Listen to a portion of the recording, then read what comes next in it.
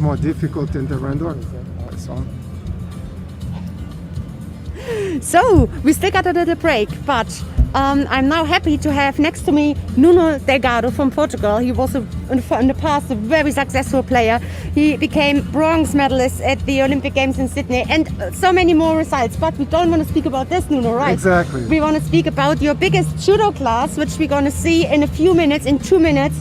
Let us know, what is the project? What is it exactly?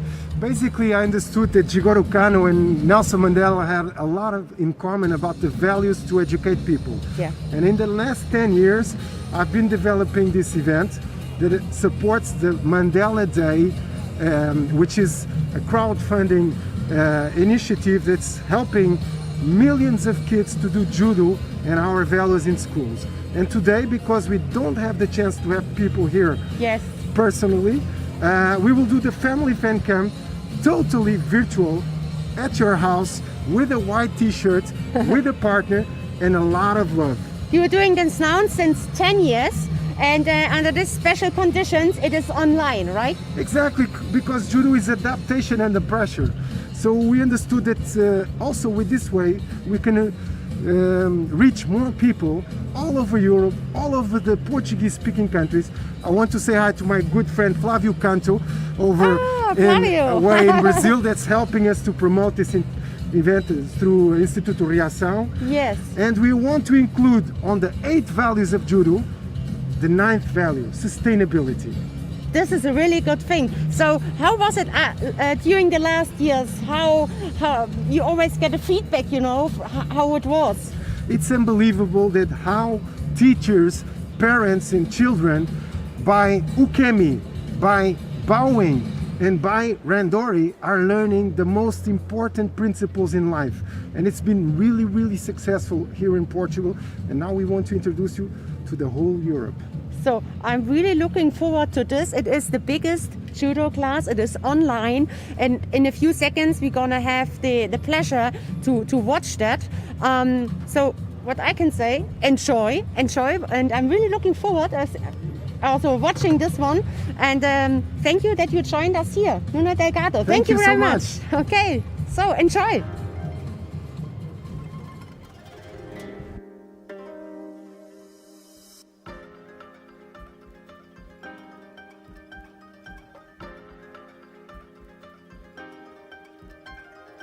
Right, hello everyone and welcome to Lisbon. It's an absolute pleasure to be here. I'm about to introduce to you Portugal's first ever Olympic medalist in judo. He's going to explain a very, very exciting project to you. It's Nuno Delgado. Hello, Nuno. Hello, Sheldon. The pleasure is all mine. You know, you're not an athlete like myself, but you are truly the greatest voice of judo all over the country. You've been inspiring people all over the world. So welcome to Lisbon, capital of sports, and this fantastic event, which is the European Championships, where we will see our Olympians qualifying for Tokyo 2021. Right, the thing that's got our attention at the moment is this very exciting project that you've got going with the Nelson Mandela Foundation. So perhaps you can tell us a little bit in more detail about it. Yeah, for sure, Sheldon. You know, the European Judo Union has been very keen for promoting the family fan camp. And this time around, we don't have the chance to be present at the sports hall with the families and people who want to know a little bit more about judo. So we proposed to the European Judo Union to make this biggest judo class virtually. The first time I did it was in 2011. I was motivated by the Nelson Mandela Foundation, let's say, from my last visit there, and where I found out something incredible. The values that Nelson Mandela created for his last event, which is Mandela Day, are the same values that Jigoro Kano has developed for judo. So I connected the possibility to do a biggest judo class for everyone, to anyone. You don't need to have judo-gi, you don't need to know judo, you don't have to be fit, anyone can do it. You don't even have to look good like myself. but or yourself, but you can do it. So all of our virtual participants that are ready, don't worry, you will have an amazing experience and you will understand the real values of champions for life. Okay, that sounds like an absolutely super fit with judo and the Nelson Mandela Foundation. Now, I know you have prepared some testimonials from some very highly respected public figures to do with this. So why don't we have a look at those? Let's have a look.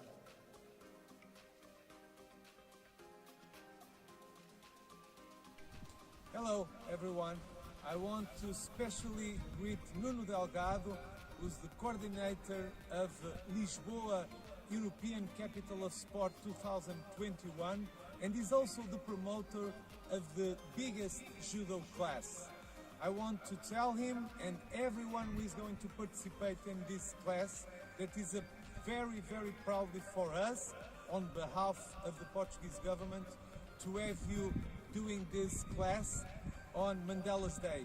Mandela was a great personality, who was a big influencer also in sports. So thank you so much and be safe.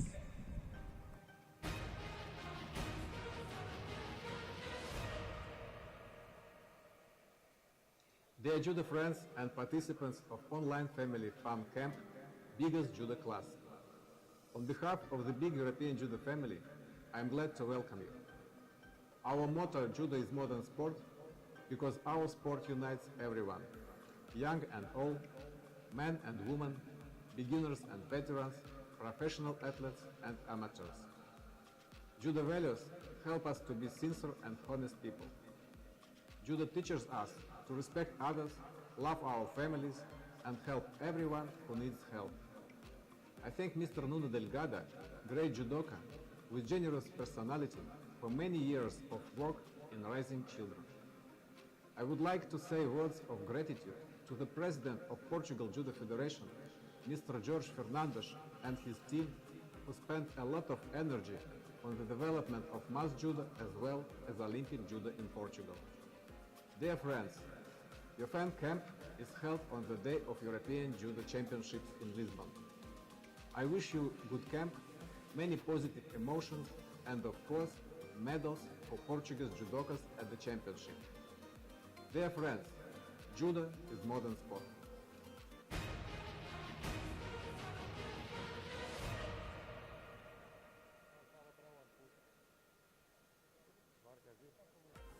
On behalf of the President Gianfrancesco Lupatelli and as the General Secretary of AC Judo, the European Capitals and Cities of Sport Federation, we wish you all the best in the biggest judo class, an event organized by Nuno Delgado from Lisbon, the Olympic champion, and Lisbon, the European Capital of Sport 2021. We wish you all the best, and we need that with this kind of events, we can encourage people to be more active more often. Please participate, enjoy it, and congratulations for that. You know, you've created this series of exercises that I'm looking forward to seeing, and it can be done by anyone of any age, the very youngest right up until great grandparents, if you like. So tell us a little bit about the background to this. Yeah, that's true, Sheldon. You know, when I was touched by Nelson Mandela's magic, I understood that the teachings of our father from judo, Jigoro Kano, could be practiced by anyone. You don't need to step into the tatami. You don't need to have those strange ears. You just have to have your heart open and full of love to understand the 8 values of the moral code. So in the last 10 years, I have been developing a part of judo which is very important, which is the philosophy for life. And that, aside from the other forms of practice, which is kata, which is working the techniques and their forms in the classical way, and the randori, which is this fantastic Olympic sport that everyone around the world is getting to knowing and following these great champions. There is other forms of practice in judo. We have koji and mondo, which means speeches and questionnaires. So we can understand the the true values of our sport. So through the last 10 years, working with teachers, with students all over the country, even with the Minister of Education, we understood that these moral values of judo are so important to teach everyone to become champions in life. Since little kids from kindergarten to the CEOs of the best companies, we've been working with them, and that was how we created these exercises. So I think you will be thrilled, and as I said, you don't need to be fit. We have no age limit. You just need that heart full of love and full of passion, and to interact with your close ones at home and safely, and it will be an amazing surprise. You'll see.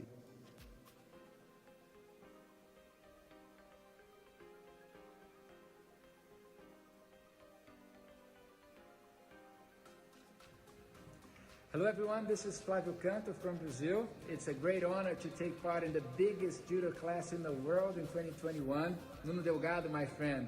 Thank you very much for the invitation and for the inspiration. In Mandela's Day, we'll be able to be doing what we like to do the most. For all the judo competitors in the Judo World Championships, all the best luck. We know how hard it has been for all of you to be where you are, and we are big enthusiasts and great fans of all of you. With judo, we've been working for the last 20 years, taking it to favelas throughout Brazil, and it's really amazing to see how powerful it is when it comes to its philosophy, its values, empowering kids, empowering the young, empowering the youth. We hope we can take this message forward with all of you guys helping us. I think this great class we're going to do together is a great symbol of what we represent. After the pandemics, the world will face a rebirth, and Jita Kyoei spirit will be more useful than ever. We hope we can count on all of you. Have fun and get ready. We're going to work together today, guys. Wow, kids are great, you know, Sheldon. And now we have special testimonials from kids all around Europe who will teach us the values of Mandela and the values of judo of Jigoro Kano. So let's take a look.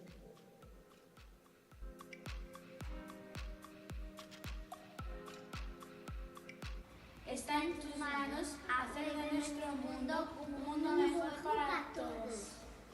Это самый большой урок дзюдо в мире, вдохновленным ценностями морального кодекса дзюдо. We're the biggest judo class in the world, inspired by the values of the judo's moral code. Avec la plus grande classe de judo au monde, inspirée par les valeurs du code moral de judo. Es liegt in euren Händen, die Welt etwas besser zu machen. È nelle vostre mani rendere il nostro mondo migliore per tutti. Right, well, we've already touched on the importance and the power of the work done by the Nelson Mandela Foundation, and we've just touched on how that fits perfectly with the values, the history, and this whole way that we have in judo. So this is, for me, a great connection, and we're about to get underway with the physical part of this connection here, the activities. And I know some of you will be really excited to try them out, but if you haven't done judo before, don't worry. This hasn't got anything to concern you about. It's going to be very, very straightforward and simple. Nuno's going to make it absolutely super exciting, especially for the children. This is going to be something that you're really going to enjoy. So stay with us, Nuno, and take it. That's it, Sheldon. At the end of the day, we're doing everything we can to make stronger our children, because they will be the future citizens and the future champions of our planet. So, as we say it in judo, 1, 2, 3, Hajime.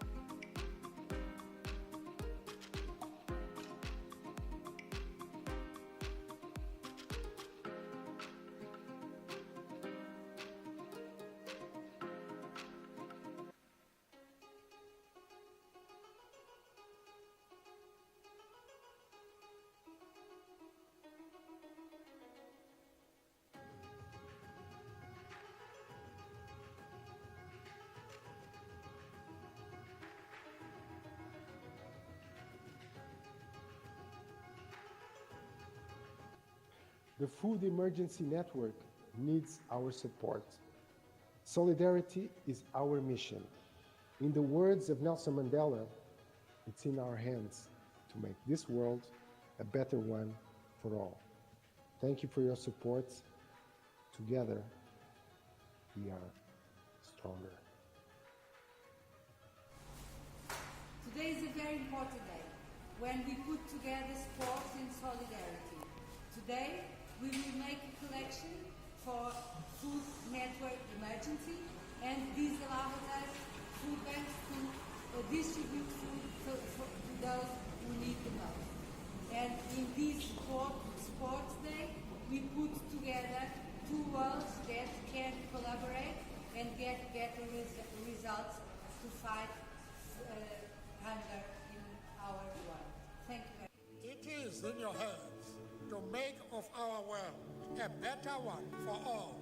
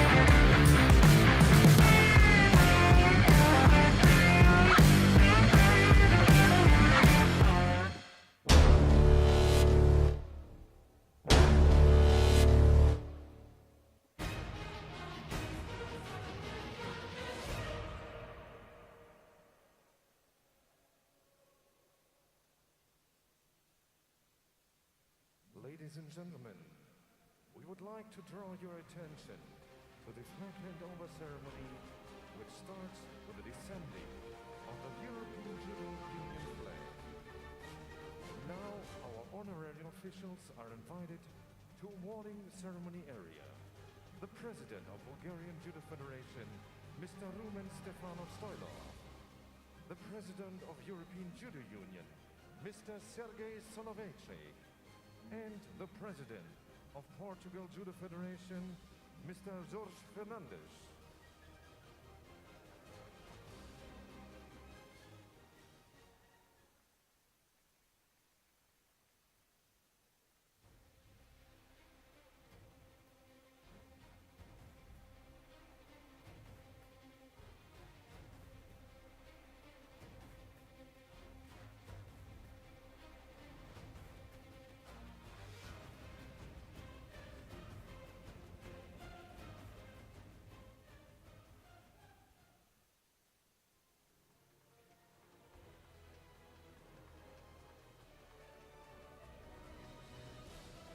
Mr. Jorge Fernandes, President of the Portugal Judo Federation, has successfully hosted the 2021 European Judo Championships in Lisbon.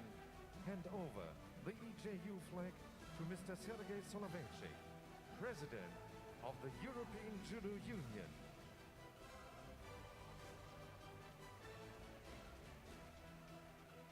Mr. Sergei Soloveichik now hands over the EJU flag to Mr.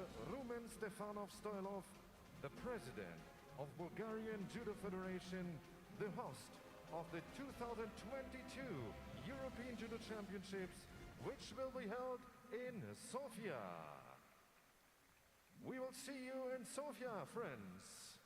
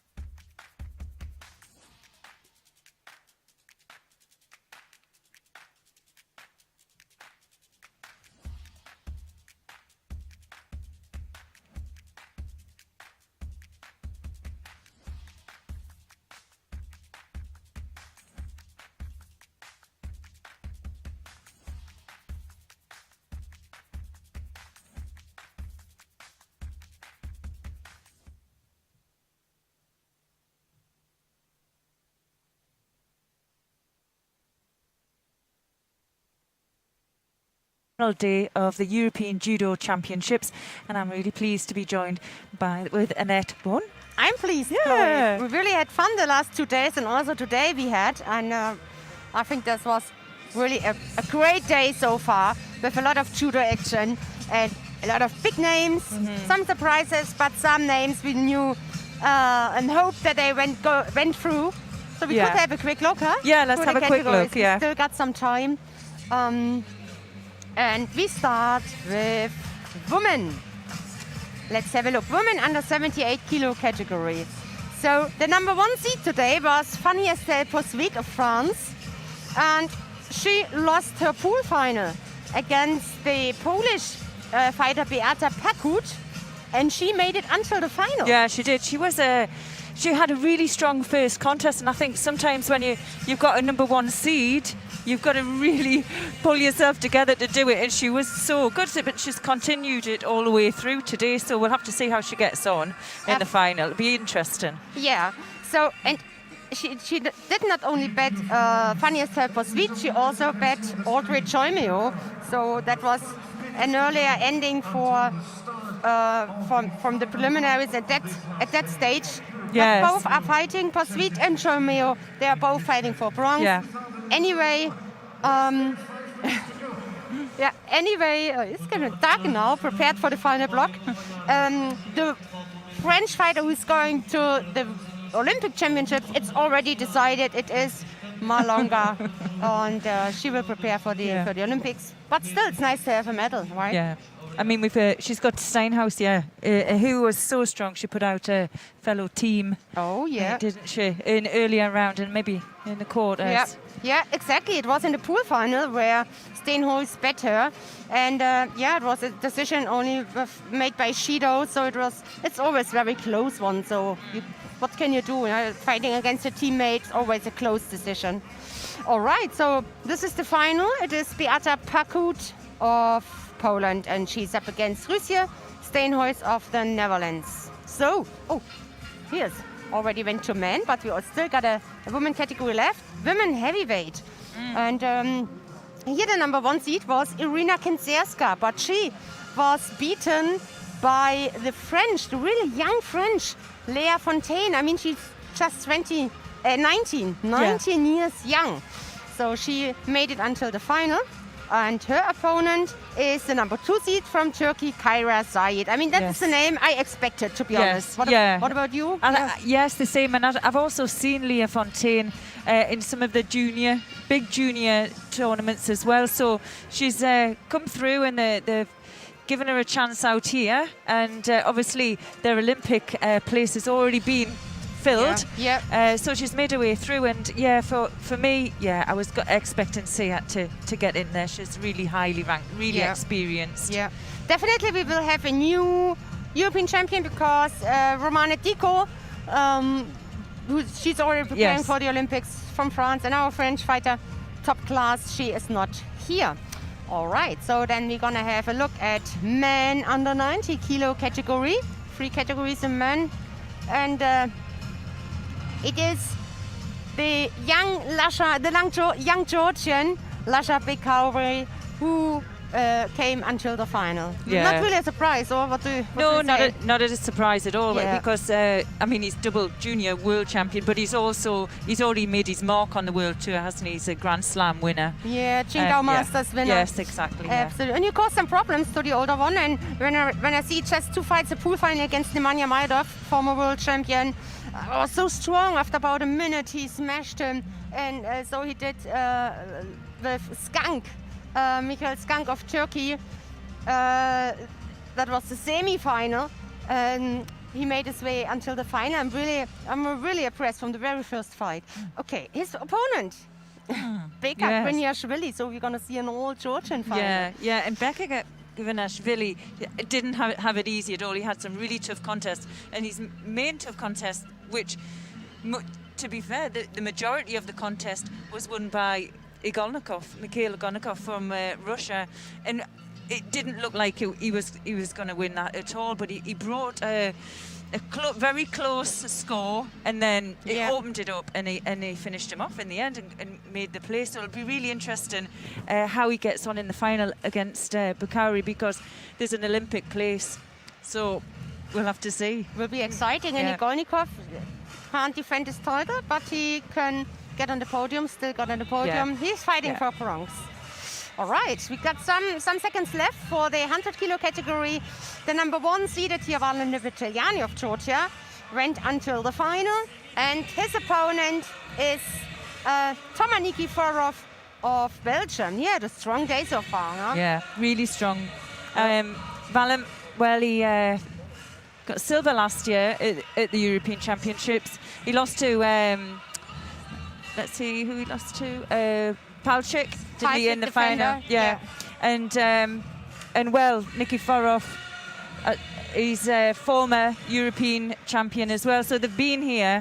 They've kind of got the T-shirt. They know what to expect. We'll just have to see who's on form. Yeah, exactly. Okay, we're gonna start now with the final block. Heavyweight, we will tell you later.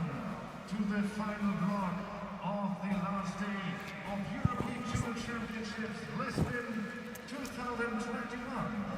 Senhoras e senhores, venham da European Judo, Federação Portuguesa de Judo, sejam muito bem-vindos ao último bloco de finais do Campeonato da Europa Lisboa 2021.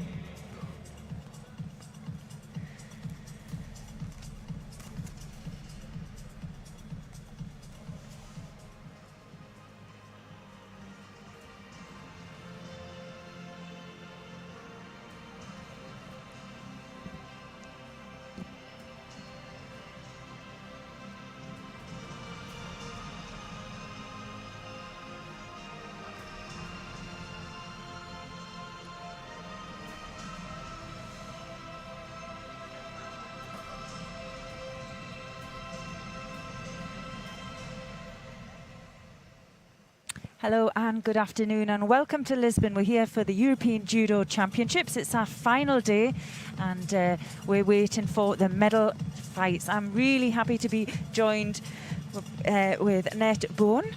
Hello, Chloe. Hello. Yes, me too. Third day here so far, and it has been already an exciting day.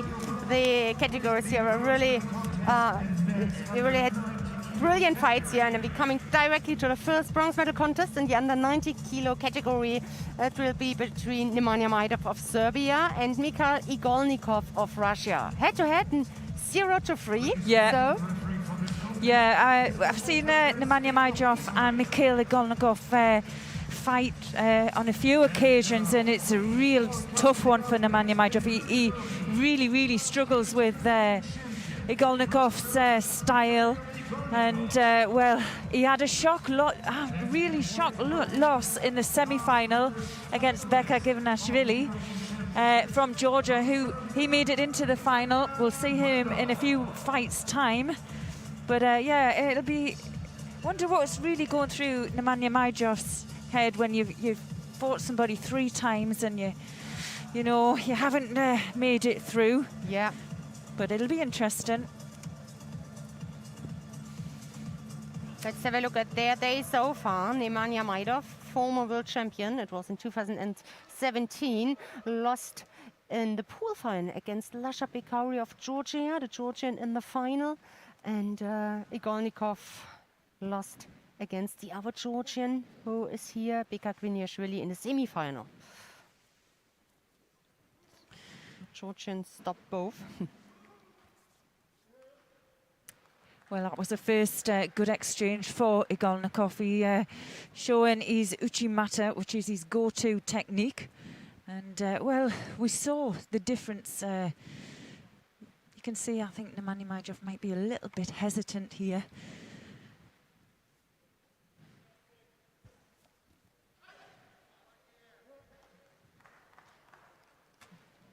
Yeah, bailed out a little bit quick on there. Maybe felt the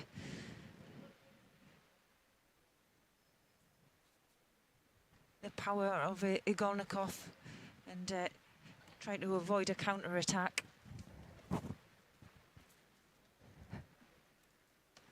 33 athletes in this category. Igolnikov, the defender today, could still manage to get on the podium.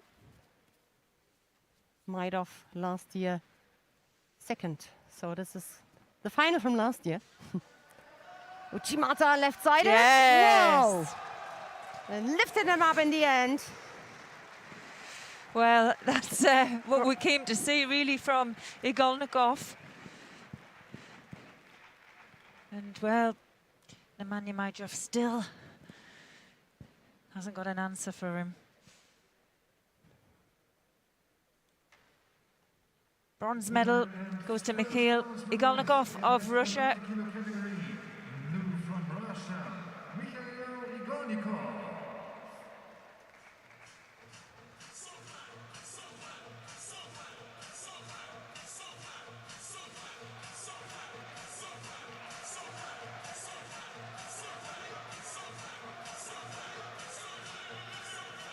See here highlights of this bronze medal contest on the screen.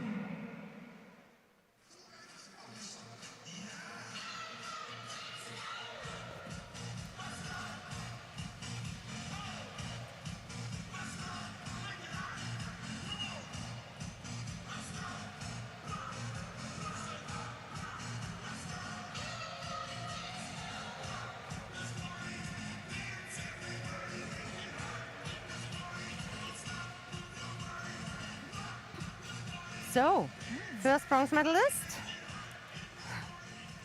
First bronze medal fight is over. We are coming now to the second one in the under 90 kilo category, and it is between Todd Christian of Hungary and Michael Skank of Turkey. Head to head, 2-0. World ranking, little distance. Todd ranked as number 3, Skank as number 11. Yeah, head to heads, it's 2-0 to Tot as well. And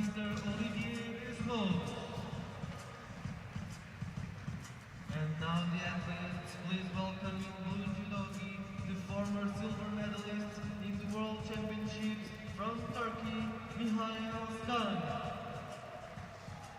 And in white judo, please welcome the silver medalist for this year's Antalya Grand Slam from Hungary, Todd Christian. Yeah, Todd Christian has shown some good form already this year, winning the silver at the Grand Slam in Antalya.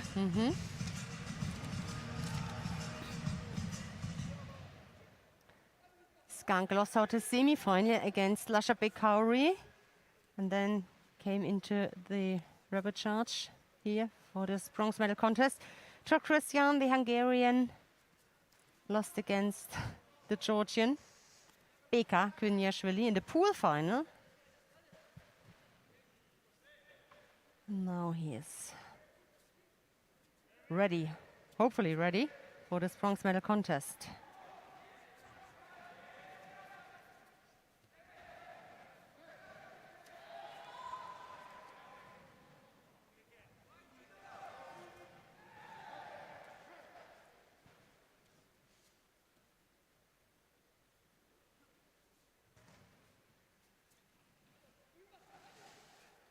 Very short, but compact Todd is. Little power package, difficult to get close or underneath him. Yes, he's there. Yeah, it was the just gonna easier for say- him to yes. get underneath. Yeah. Just a few quick steps. Yeah. Skank is much taller, longer legs, and so should open a little bit more for Todd. The possibilities for dropped attack. Both penalized.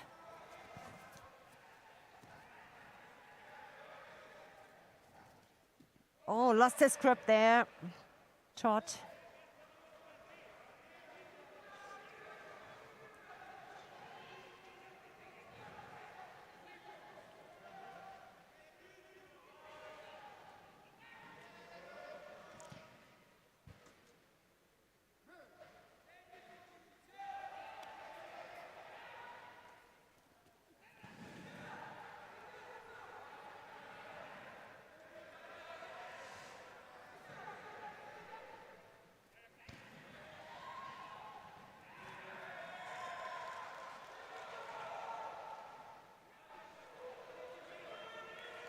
Well, just really struggling here to get the contact they need. Very good on the defence as well.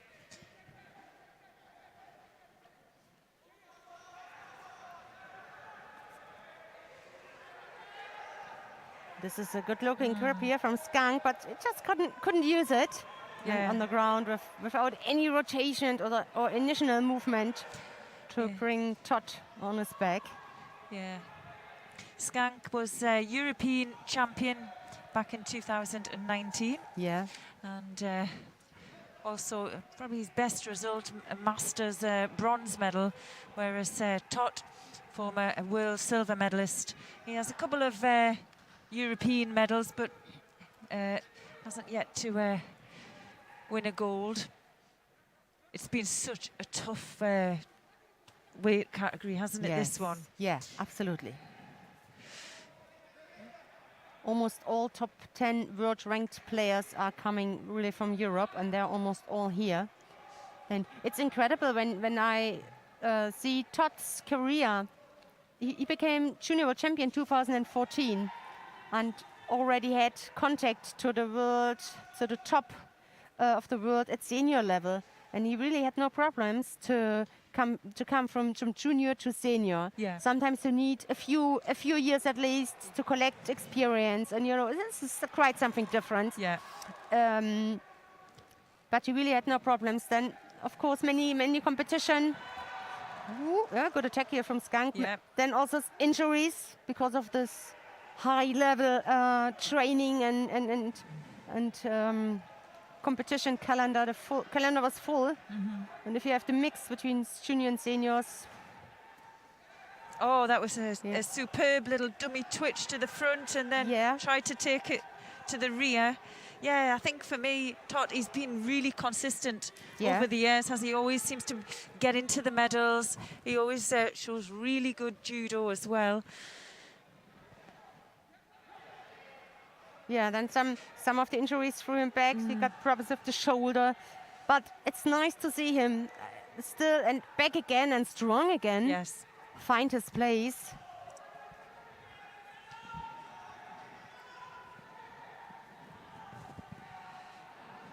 We are now coming to the last 40 seconds here. No score so far. Just 2 penalties against 1 penalty. Well, the low Sianagi there from Zank as well.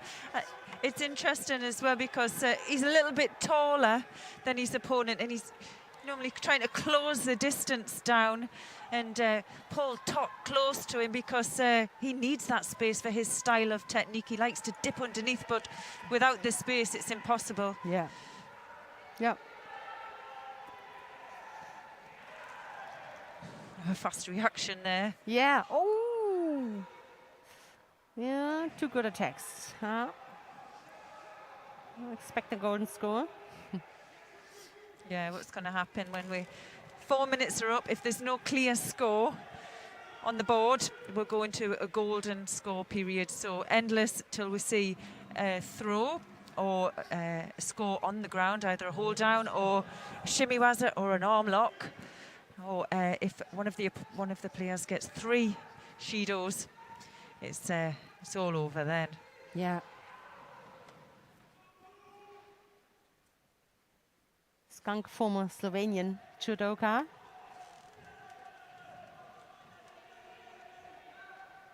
Starts for Turkey. Well, some of them, the fighters, changed.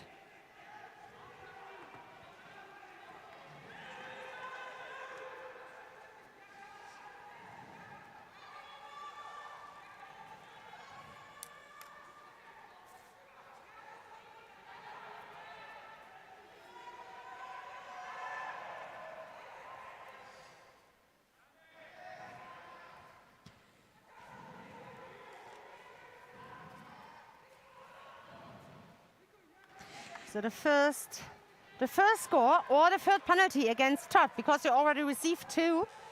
The third would be the end of this bronze medal contest and a win for Skunk. Well, both athletes here really are getting tired.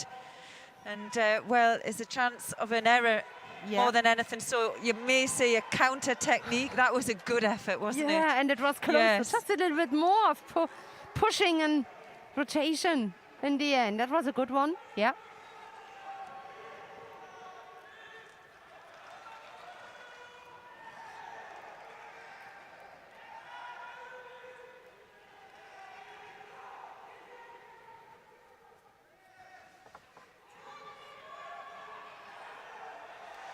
Oh, oh, well, that was a nice piece of work. Just a little bit of tired effort at the end, but trying to put some combinations together. Yeah. Trying to get a bit more movement in there.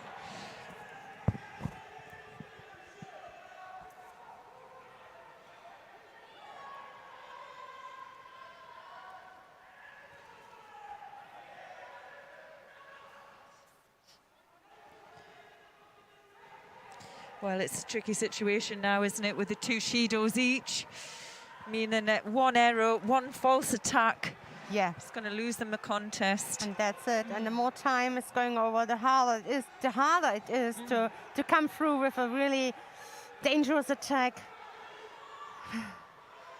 Power is gone there.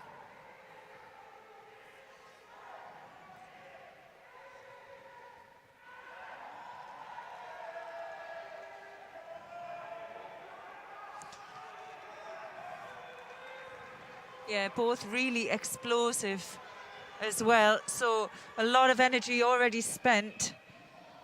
And yeah, also there's no real transition on the ground. You'll see that a lot in some athletes because they really specialize in that. But sometimes when you get so tired, you can't afford to waste time trying to get something working on the ground because if it doesn't and you stand up, it's really difficult. Yeah. Nice little touch of Ashiwaza. Could be the trick for Tot. All these big actions are really difficult now. There's another chance with the Ouchi. Oh, loses his...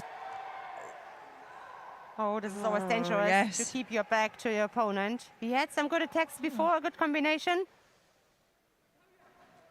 Yeah. Could be now the... let's have a look if they already decide. No, they let it go because, I mean, the 2 attacks before came from Tot. Then he stopped, turned his back to his opponent. Was kind of dangerous, but not forbidden action. Yeah, and that's a dangerous action as well. The low Sianagi and coming right up for it, you can get countered quite easily on that. But when you're getting tired, it's hard to start to make those decisions. Well, bit of a tired effort as well. Just lost his gripping towards the end. Yeah.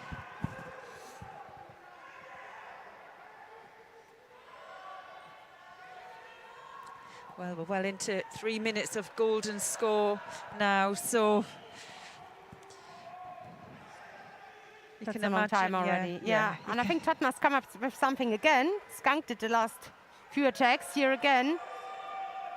Otherwise, he will get another penalty. I wonder if he's going to get another chance here.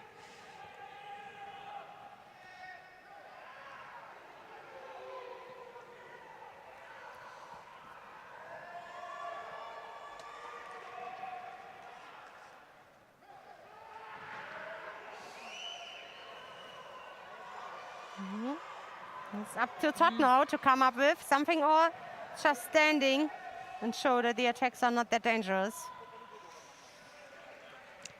Yeah, but it was tactically it was well done from the Turkish. 3 attacks, I think, now about in a row. Well, they may look at that action and see whether it was a false attack. He can be lucky. But the thing is, yeah, but that's an absolutely latest frame. Oh. Yes, yes, yes. That was just. Yes. That was just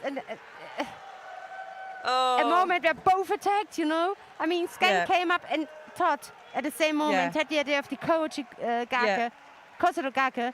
Yeah, and he was he was on his way down. He'd gone to do the Sutemi Waza, but the feeling was there. Yes. And, well. Yeah.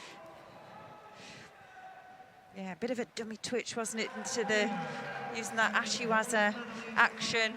Oh, good sportsmanship in the end. Absolutely. I mean, both, and especially also Tot. Yeah. Tot Christian is absolutely sportsman, fair. And we will see him later on the podium. Yeah. That was what a long day. You can see in his face the relief, how happy he is. Yeah. Tot Christian, bronze medal winner.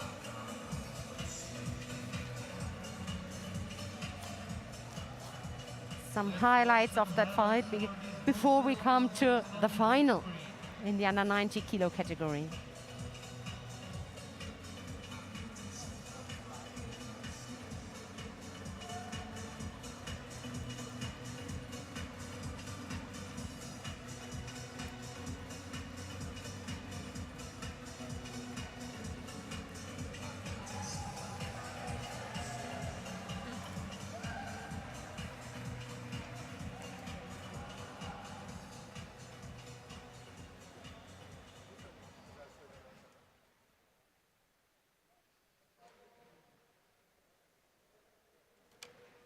So, ready for the first final of the day. It is an all-Georgian final. Head-to-head. They didn't meet at a competition.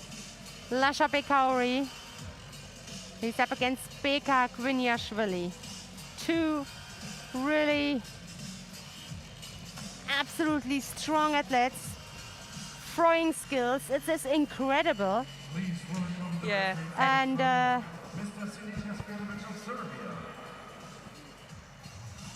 think the Georgian style of judo has won out today. We couldn't gotta say that. And it's that positive, fearless, high level throwing. And I think that's what did it for Beka Givanashvili against Igolnikov. He didn't hold back. He didn't give him an opportunity. And he went to throw him all the time. But, I mean, Lasha Bakari, wow, what he's done today. The level of throwing is incredible. But they'll know each other very well. And we'll just have to see how this one goes. Bakari in a white judogi and Givanashvili in blue. Now it is Gviniashvili who is the older one. Bakari just 20 and so incredibly strong. There was a time where Gviniashvili had a rivalry with another Georgian countryman, and he was the younger one. He was the upcoming. Yes. And he's had a change of weight as well. He's moved up. To this weight category because that place is already taken, wasn't it, for Olympics with yes, it was Drikashvili, Aftander Drikashvili in the under 81. That was really a tough contest between both of them. And then there were some years where Gviniashvili was not that good. He missed maybe some rivalry. He got it back with Bekauri. Sometimes it pushes you until a certain point. Oh, whoa, almost threw himself. Yes. So much power. Well, we knew this was going to be a battle, but wow. Another power package, Gviniashvili. He is. At the Junior Worlds where Todd Christian won 2014, he became silver medalist. That was a final. Both already arrived at senior level. Oh, Makikomi! Oh, wow. Consistent enough here. Got the arm. Leading here by Oasari.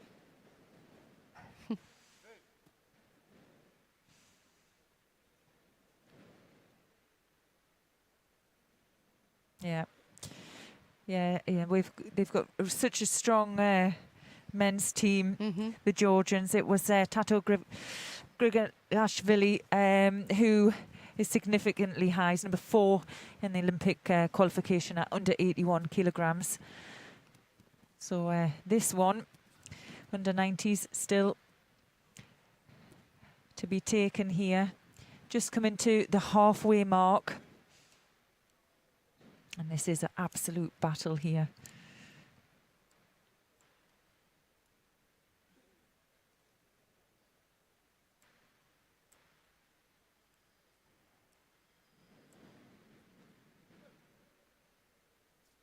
Half the contest is gone. The lead here for Bekauri. Incredible. He put all in. 2 minutes left.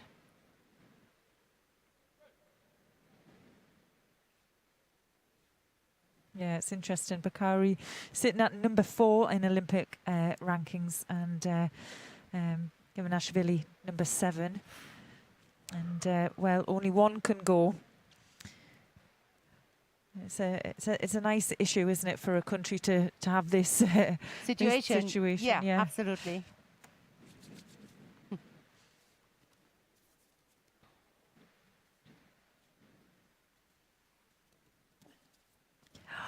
Oh, wow. Countered him in a good defense from Bekauri. He landed on his.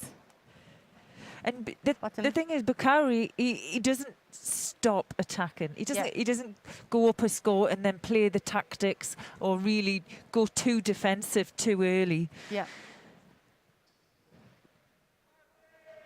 But if you want to, make judo spectacular, this is what you've got to watch. It's an unbelievable match. Yeah.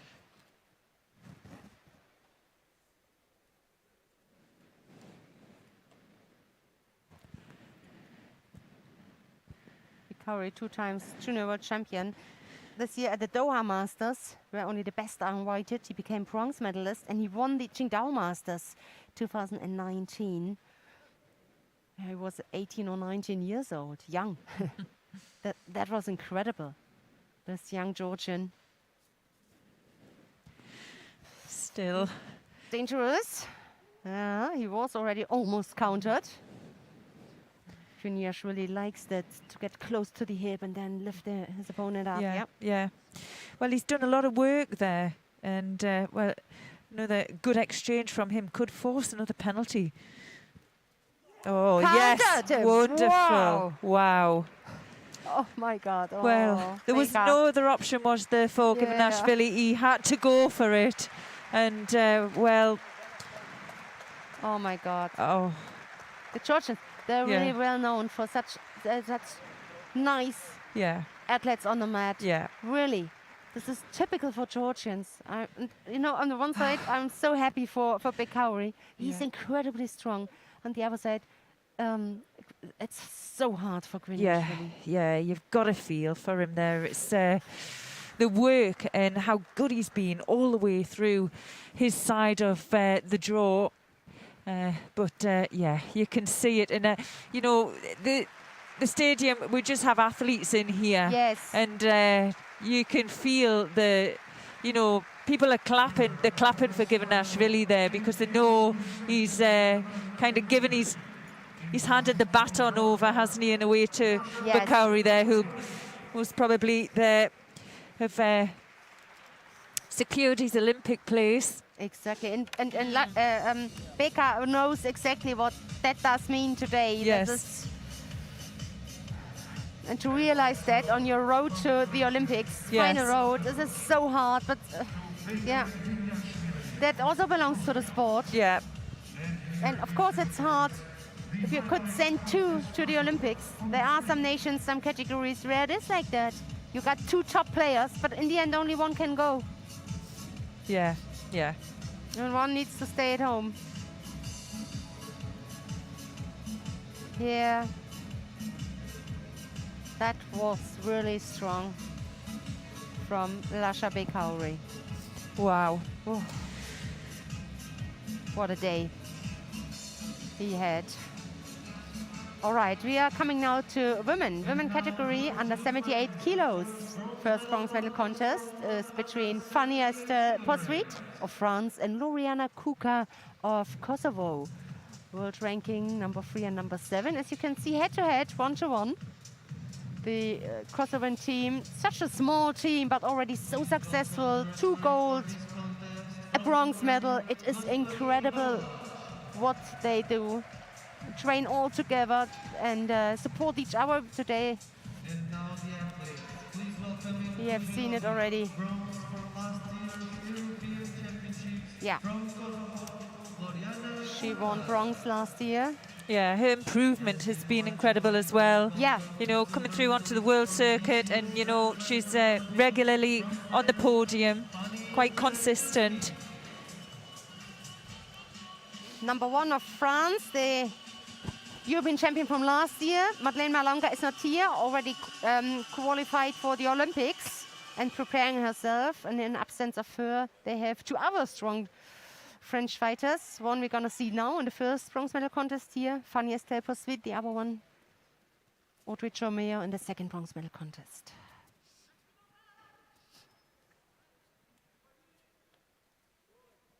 Well, it's always a battle for that sleeve grip when you've got a right versus a left.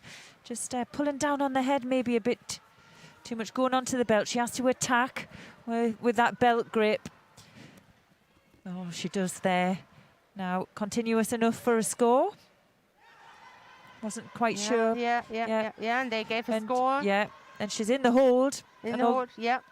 It was that second where she didn't pay attention, had an overly defensive posture. Kuka. It was a superb win there, really, for Posvit. Yeah. She was strong in that first exchange, and she took her opportunity, and she didn't stop just because she was near to the side of the mat. She continued, and what was nice that she continued the transition down onto the hold down. Yeah. And managed to get the finish. Bronze medal there goes to Fanny Estelle Posvit of France. All right.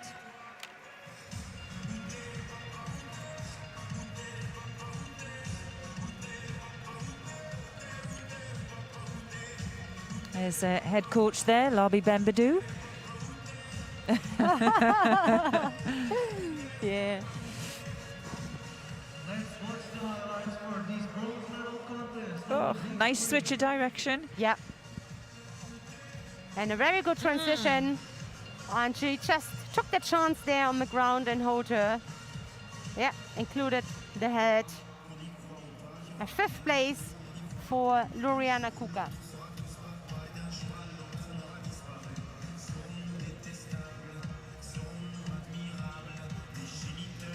We're going to see a teammate coming on soon. Could be 2 medals in this category for France. So, the second bronze medal contest between Bernadette Graf of Austria and Audrey Joymeo of France. 3-0, the head-to-head. Similar age, world ranking 17 and 9. Both know each other very well from previous competition. That's going to be interesting.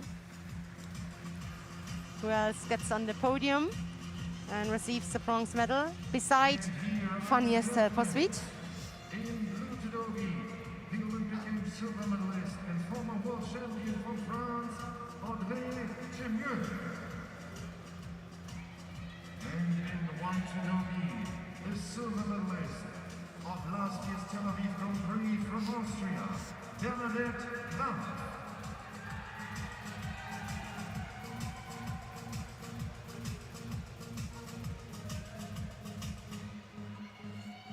Joymeo, already 4 times European champion, quite some years ago. 2011, 14, 16 and 17. Olympic medalist.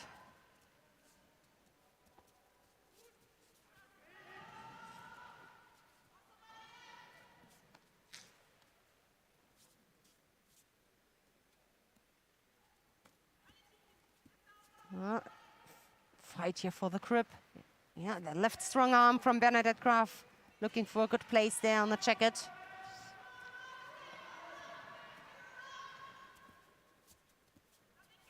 Oh, the right arm gets a good control over the sleeve. Well, I think the 3-0 win to Graf is. Yeah. She's maybe it might be the style suits her, or she has a really good fight plan against her. And well,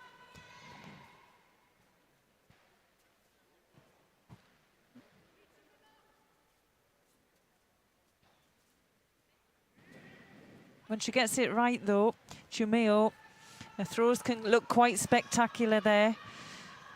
Looking there for the arm lock, the transition. Good defense here from the Austrian. Kept her arms under control.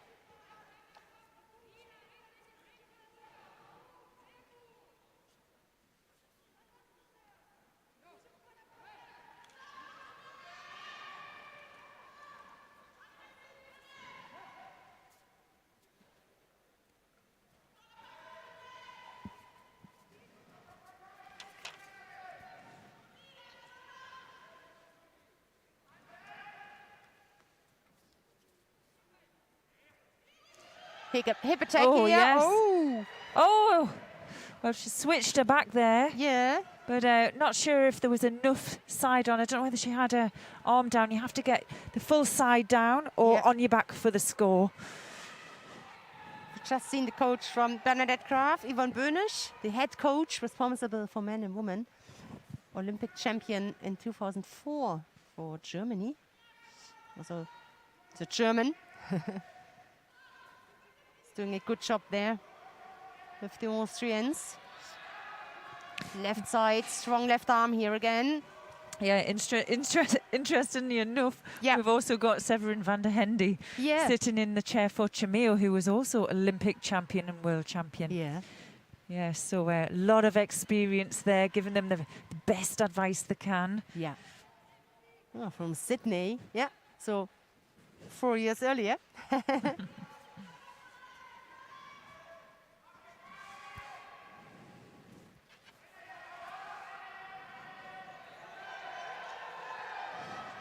Oh, yeah, she must be careful if she got a cross grip or the grip on one side.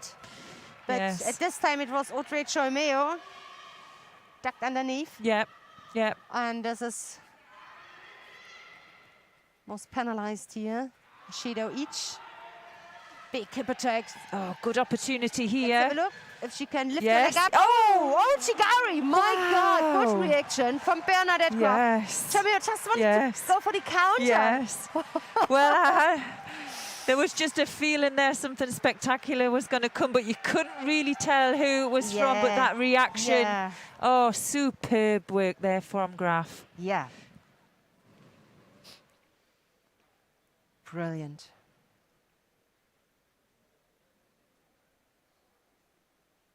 You know, to stay mentally strong, Audrey Choimeo is physically, she's so strong, and that means for all of her opponents, mentally you have to stay strong. And even if you feel the pressure, stay strong, don't lose your focus, and that's what she did. Yes. And she just kept her focus. Yeah. That was really incredible. Oh.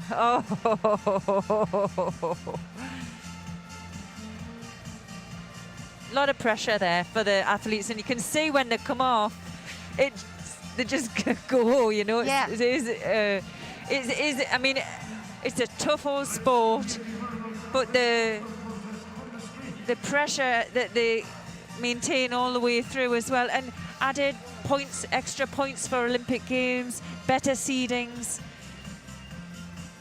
Oh, yes. Yeah, good control with the other half of the body. She didn't fall on the side. She landed just above her. Oh, nice. These are nice pictures. You see all the pressure now is coming out. Happiness. Yeah.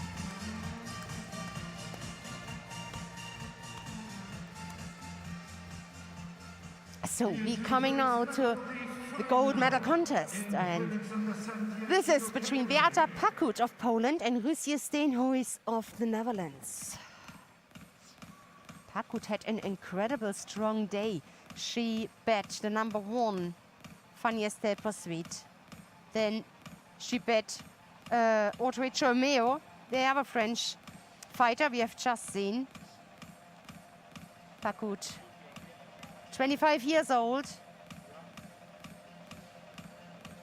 Please welcome the referee for this final, Mr. Vasily Smolin of Russia.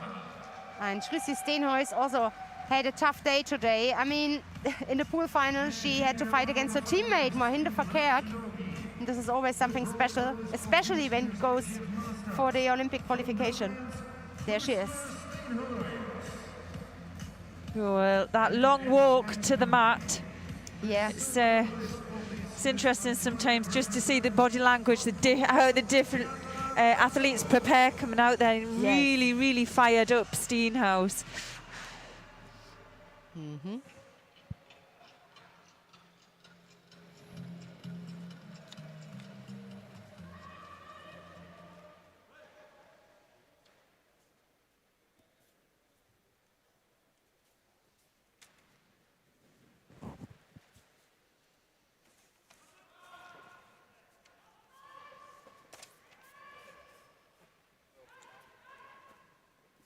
Steenhuis there just initiating some movement, try and get in front of her opponent and get a reaction.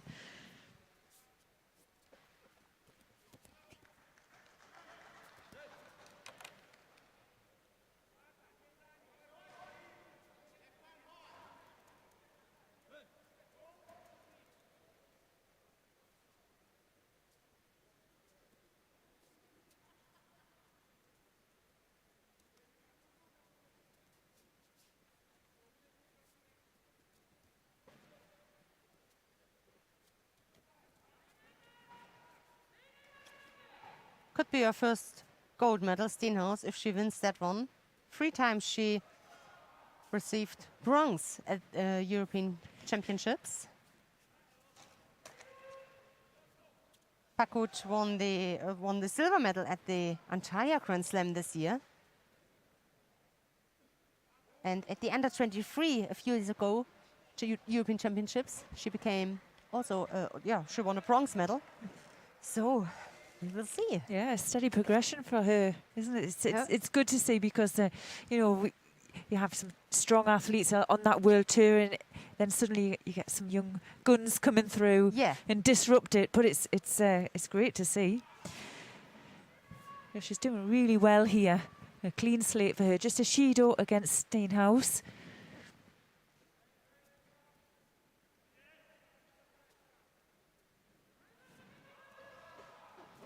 Yeah, quite similar in styles as well. Yeah, kind of blocking each other out. There's Jean-Paul Bell, one of the Dutch coaches.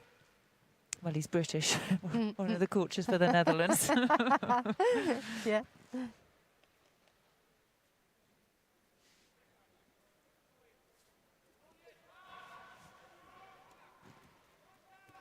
Oh, Uchimata attempt there. She's good. She's staying in. Now Steenhuis having a go.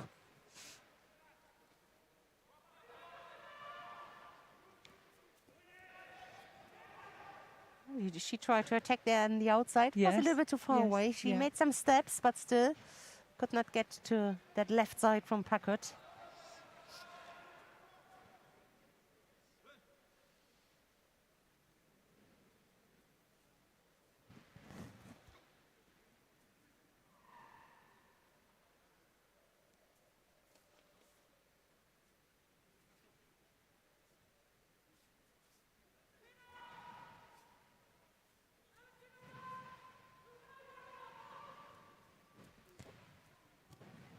Yeah, she's just struggling there. She's got a grip on the lapel.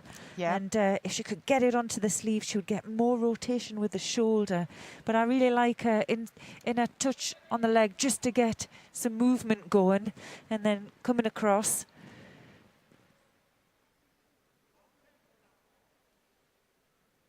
Just getting some advice there from the coaches. They can get that in the mate period, but they can't give instruction while the contest is on. So we are coming now to the last minute. Single penalty.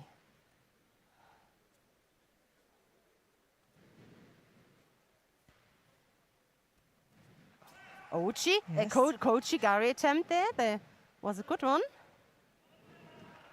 Yeah. But a little bit out of balance. I think it was the first time we saw that action in that direction, and there's an answer there for her. Well, she's forced the second penalty. Steenhuis can't afford to make any more mistakes now. The fight will go to Pakut if that's the case. And again, Uchimata attempt followed up.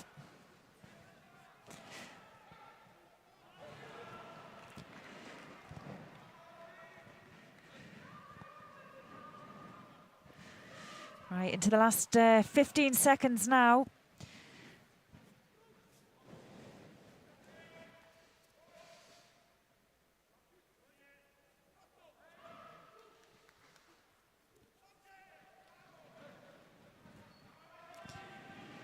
Okay, we will see a golden score period here. So first one to take the score, a throw, a hold, or a submission will take the win. Or a 3 penalty will also take a win.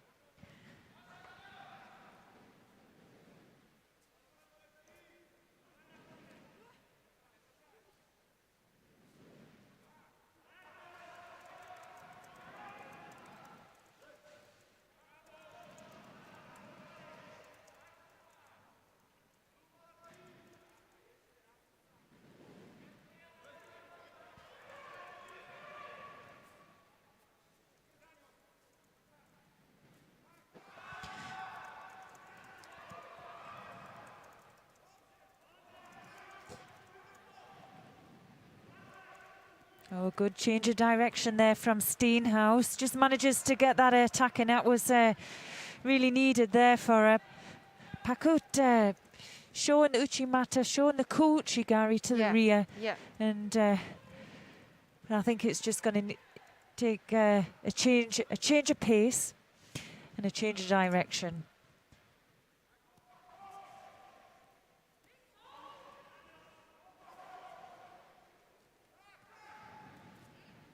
Oh, well, a strong attack from Pakut, and well, Steenhuis, she just couldn't stay on her feet there.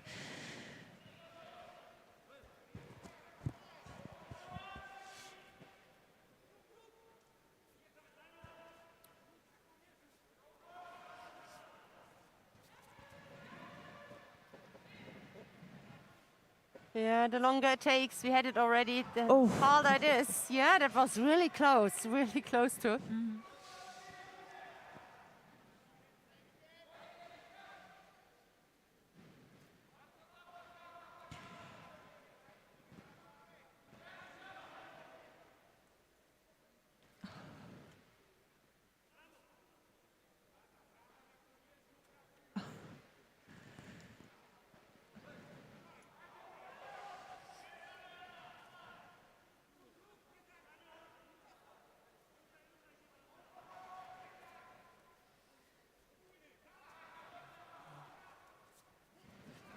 Oh.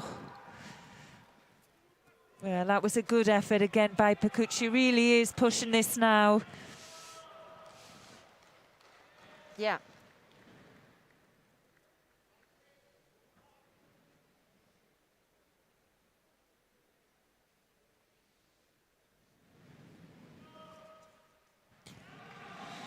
Oh, it's a painful loss, that one, Yeah. for Steenhuis. Pakut, what a day she's had. Fantastic day. Bita Pakut Yeah. of Poland takes the win and a new European champion.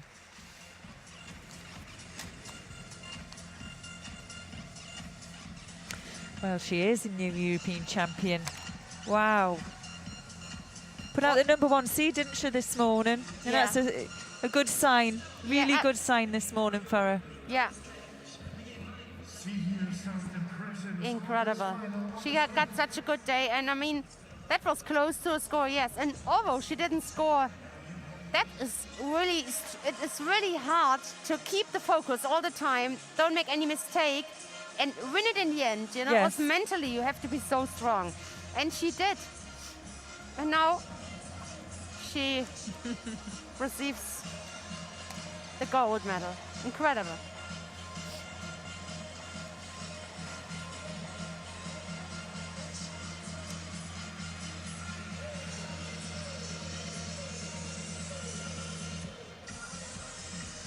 So, we are waiting for the first awarding ceremony. And this is such a special moment. It's really a moving moment. It was an all-Georgian final, and in the end, there was a picture made between the gold and silver medalists. Both were crying because, I mean, Lasha won, but his opponent, Beka Grinjashvili, it was for the second time that he was not able to get the ticket for the Olympic Games. 2016, it was the same with Aftandia Chukashvili, and now it's the second time. And just how strong these teammates are together. Yes. This is incredible. The Georgians are incredible. But we come to them when we see them. First, we have a look to the 2 bronze medalists, Todd Christian of Hungary and Mikhail Igolnikov, the 2 bronze medal winners in the under 90 kilo category. Silver goes to Beka Grinjashvili. And the gold medal winner, Lasha Bekauri. And the trophy will be presented by Mr. It's Jorge incredible. Fernandes, President of the Portuguese Judo Federation.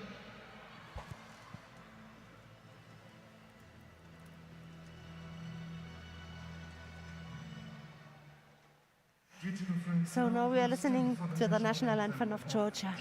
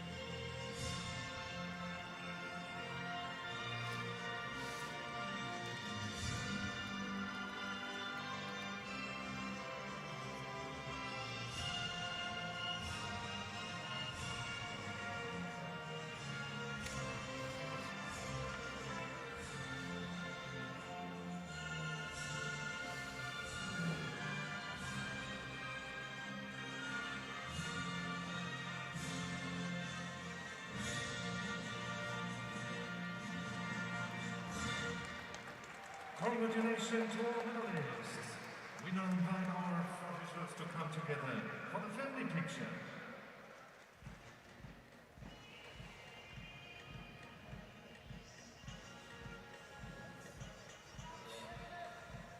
What a nice picture that is. Judge Christian makes himself a little bit taller than he is. Bikauri, Gryniashvili, gold and silver, Igolnikov, the Russian, and Todd, the Hungarian, the two bronze medalists. What a category that was today. Incredible.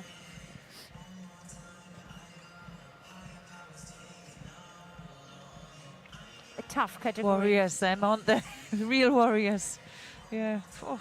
Yeah. So, we are ready here for the next bronze medal contest in the category under 100.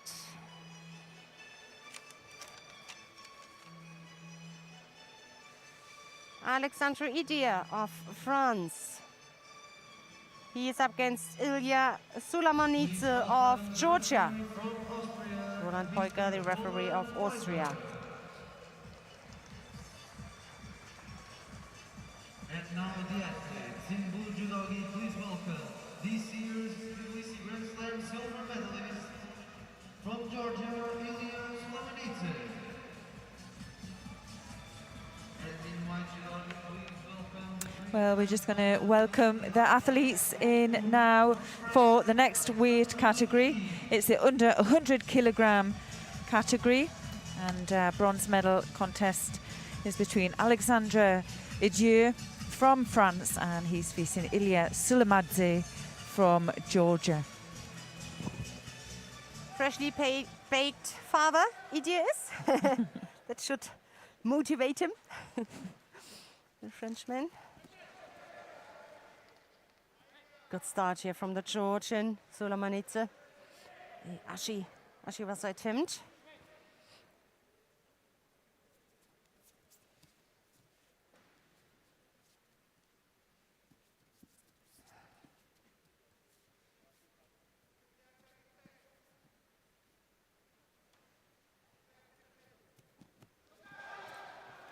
Very quick underneath his opponent, Sulamanidze, his tall man.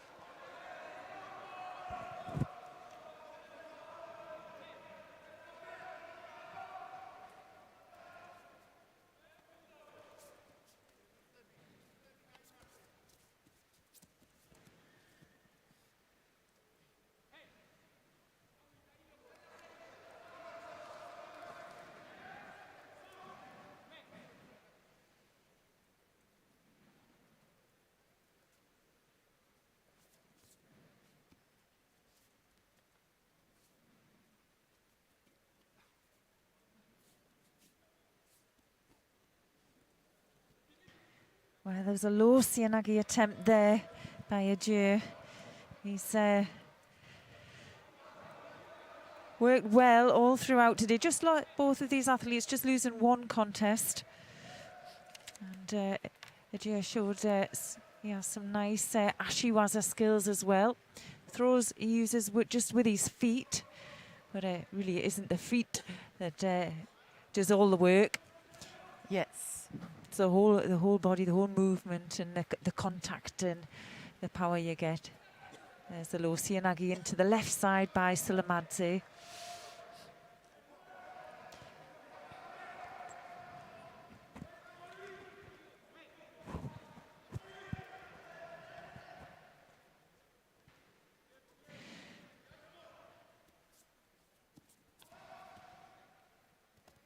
Oh, there's the Kuchi.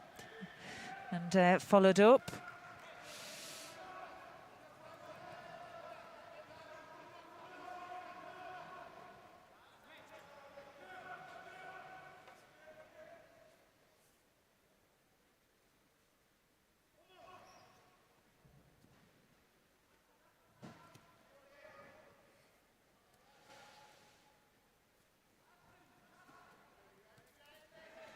Try to lift him up there.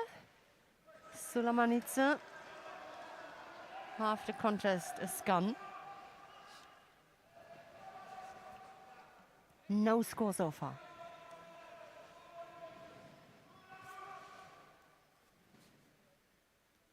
Yes, Sulamanidze, only 19 years old. And, well, he already has a couple of Grand Slam medals, and he's medalled at Junior World Championships as well. Yeah. Oh, first score there goes to Idieu. Mm-hmm.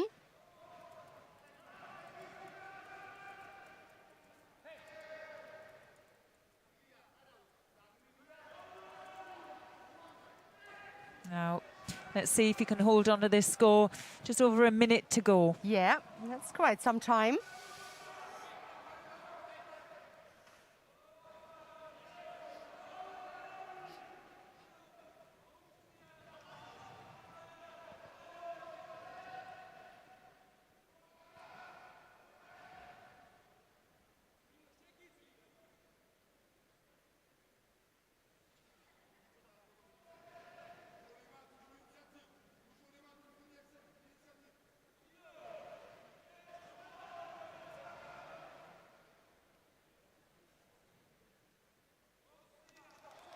All right, so they decided and checked it carefully and decided to take this Vasari back. So everything is open now. Within a little bit more than a minute to go.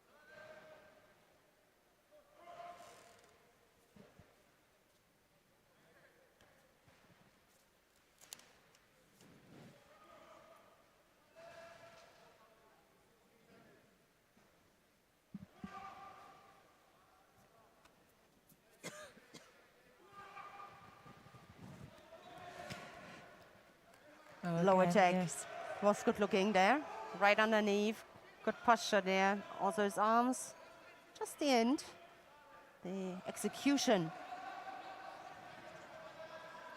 Okay, penalty now given to the Georgian, being passive.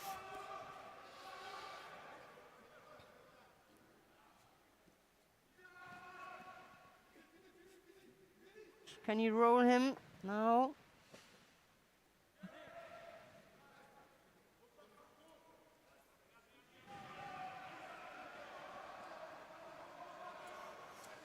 Last 10 seconds. Could be a golden score if we're gonna have no score before.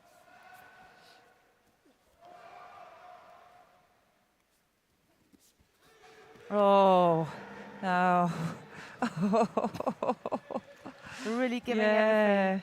But if he started the technique before the bell, so if he had have kept it continuing, he would have got the score for that. But wow, another golden score. Mm-hmm.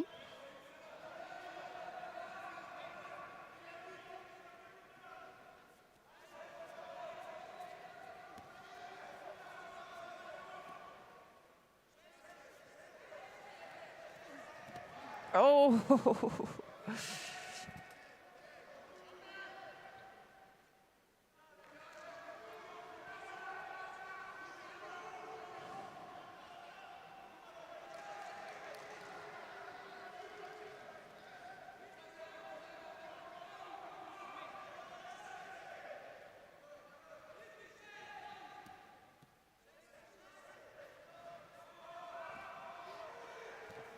Ooh, again, can he this time turn him? It's always very close. Yeah, could be a penalty looming for Sulaimanidze. He's just behind on the attacks.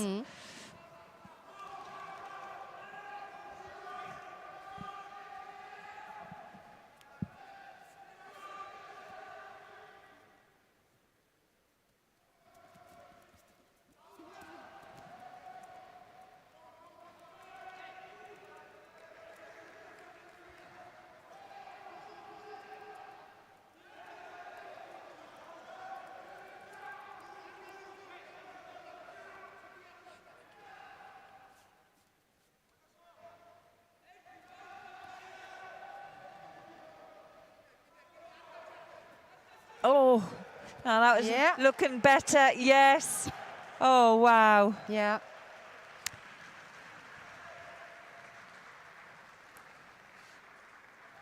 Well, the Wazari goes to Idieu from France. He takes the first bronze medal here in the under 100 kilogram category.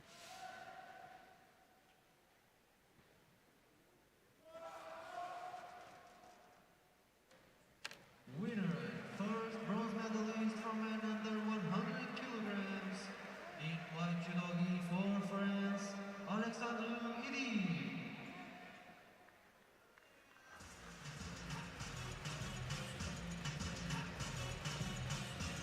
So another big advantage for Idieu in when you see Cyril Marié, the other Frenchman, who's not qualified yet.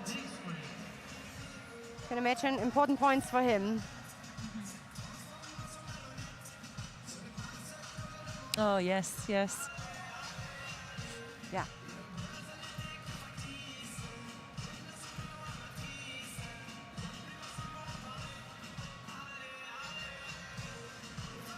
Oh.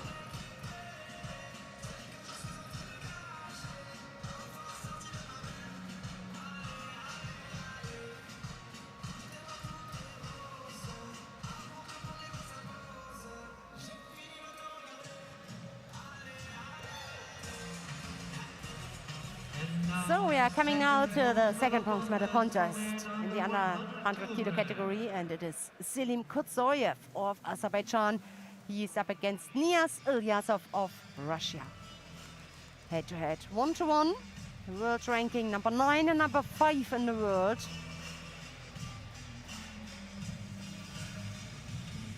Ilyasov place number 5, also qualified for the Olympics so far. The silver medalist from the World Championships from Russia, Nias Ilyasov. Selim Kutsoyev, for sure interesting.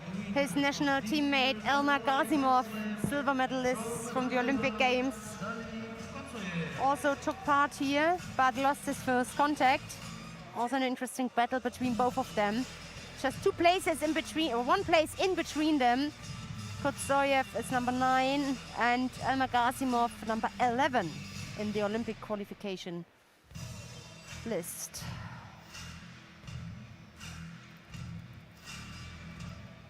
Yeah, Kotsayev, only 22 years old. He already has 2 senior European bronze medals and former junior world champion.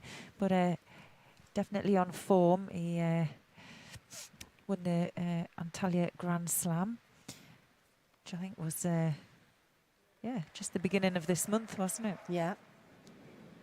Let's have a look to Kotsoyev's day so far. He lost his pool final against Sulaimanidze, the Georgian. We have just seen losing the bronze medal contest. and then won against Cyril Marais, the other Frenchman.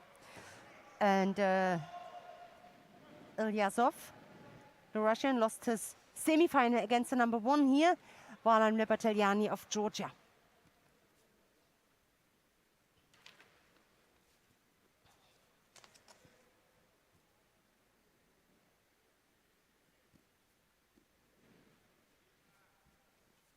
Ilyasov, former junior world champion as well, and 2 times senior world medalist. Yeah.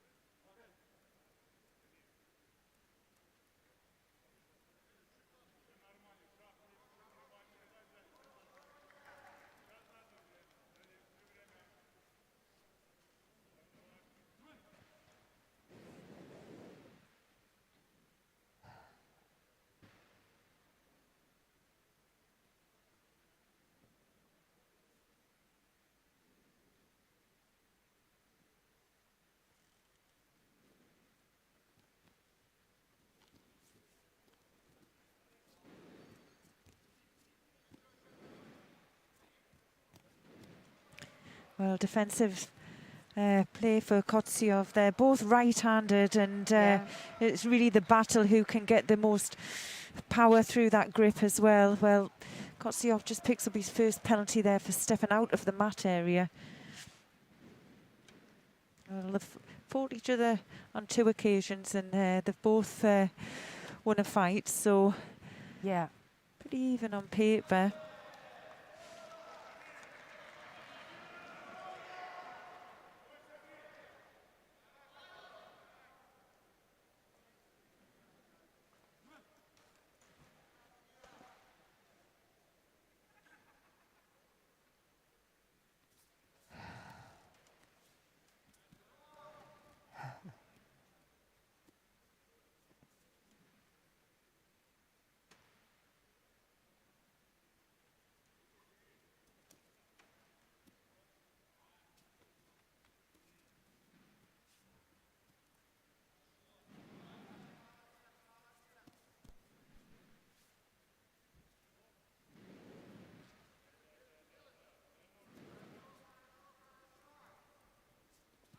Oh, my wow. God.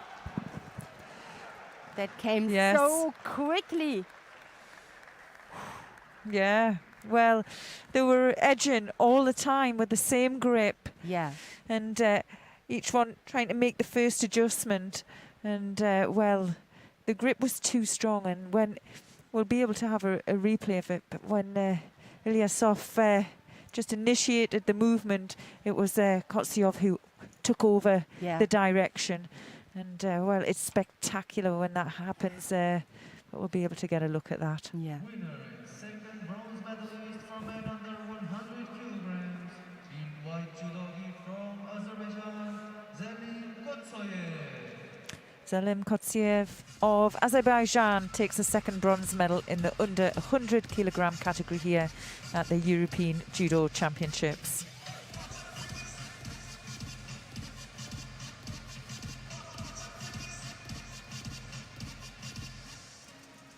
Oh, almost from by hand. The attack, which came from the Russian. And let's see, he just took him back with his hands.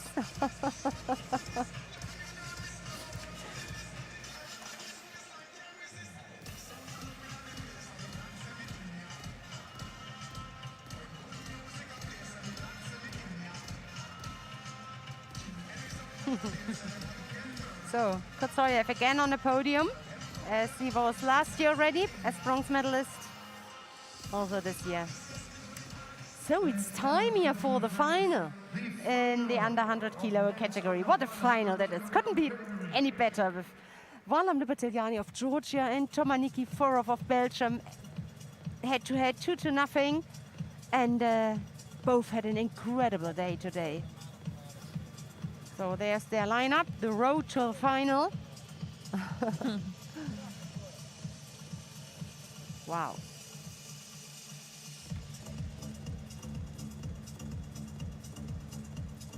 Please welcome the referee for this final, Mrs. Roberta Giulia of Italy. So. Yeah, here they come. Here they come. Nikiforov there of Belgium in the blue. Already been European champion in 2018 in Tel Aviv. And well, Varlam Lipitiliani from Georgia. Already have been three times a European champion, Olympic bronze medalist. Oh my God, the list is so long from Varlam. Medal at the Worlds, he's always around. So, looking forward this final.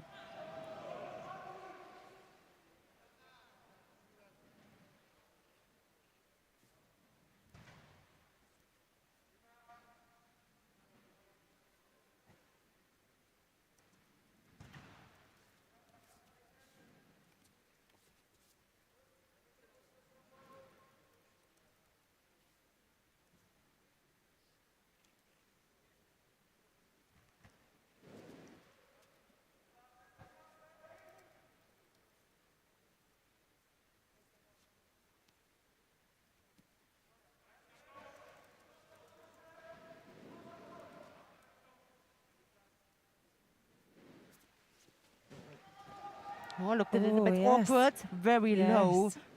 Better to have contact there to the hip, to your opponent's hip, now to lift him up. Yeah. Very close to the ground. Yeah, he anticipated that.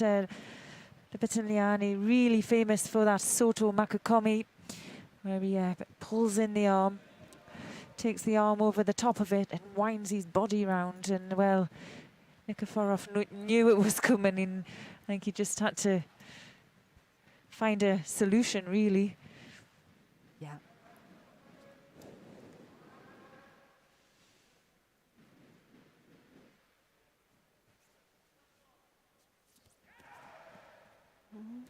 Did not get really underneath. Yeah, very quick on the transition as well, the Georgian. You could see there just wanting to tie that arm up.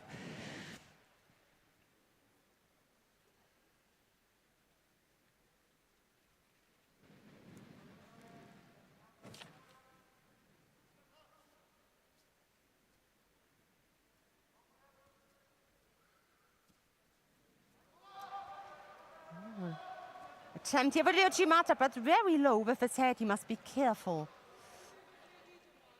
If you stick with your head into the mat, you can be penalized. It is dangerous, so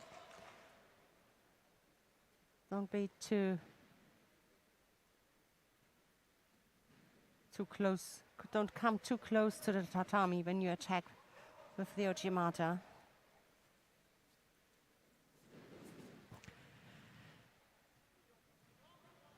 It's really hard to predict.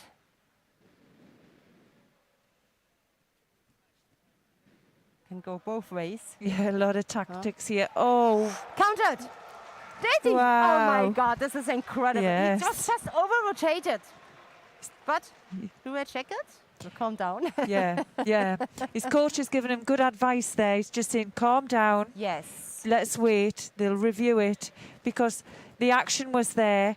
He was on his back, but was the back on the mat? That's what we have to look at. Yeah. But, oh no, they've just given it. Wow, fantastic. What a win there for Toma Nikiforov of Belgium. Oh my God. Yes, he's on the top of the podium again. Well, he showed it earlier, didn't he? He attempted the same technique from the Soto Makakomi counter. And well, wow. Oh my God. Well, he's been working with the coach, thinking of a solution, and that's the reaction you get from the hard work. Yeah. Superb. There's the replay. Makikomi could not take him with him. Oh, countered immediately. Stunning. Yeah, look. Look. Was standing on his left leg. Completely wrong direction. Oh, Valam. Oh. Yeah. Oh.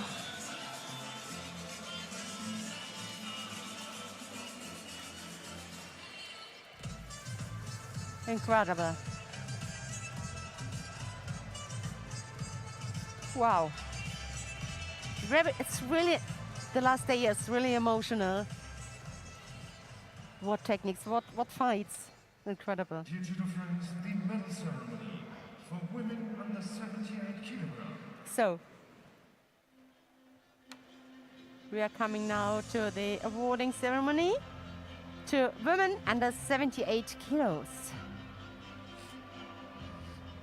The medals will be presented by Mr. Vislav, Sports Director of European Judo Union. Sports Director of the European Judo Union, Vislav Blach, receives the medals. And for France, Fanny Western-Hosvit. So, Bernadette Graf, she really deserves it. She had a long break, injuries, and she's on a podium. Really good result. Fanny Western-Hosvit, the second bronze medal winner. Then silver goes to Hoosier Steenhuis of the Netherlands, and gold. And I think that makes Vislav Blach happy, really happy, that Beata Pakut of Poland won that medal. Director of Sports Department of the Municipal Hall of Lisbon.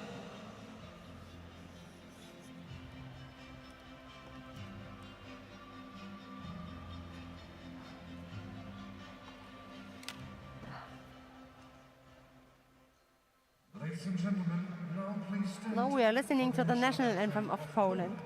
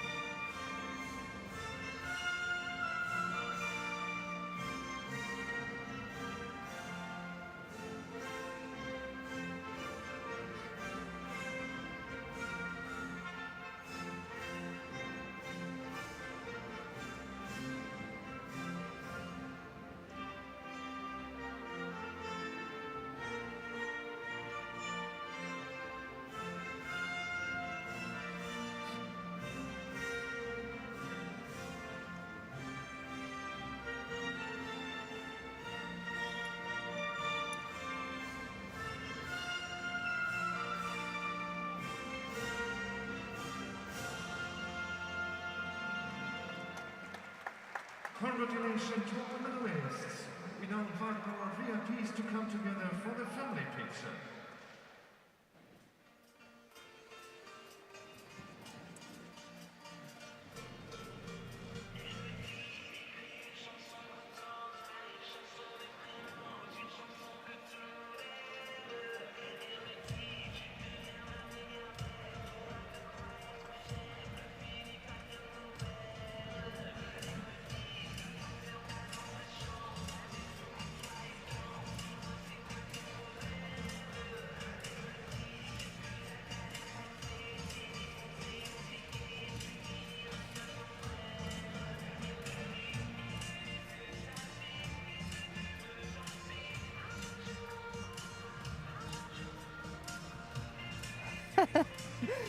Family picture and a selfie.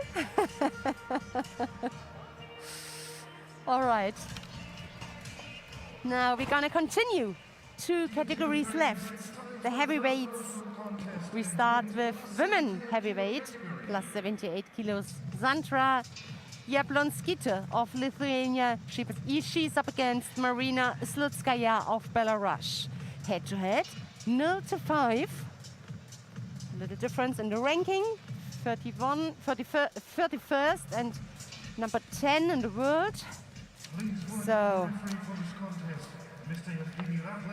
gonna see who will get onto the podium in the plus 78 kilo category. And here are the athletes. In Judo, the former European champion from Belarus, Marina Slutskaya. And in white judo, the 4 times medalist on the IGF World Tour from Lithuania, Sandra Jablonskaite.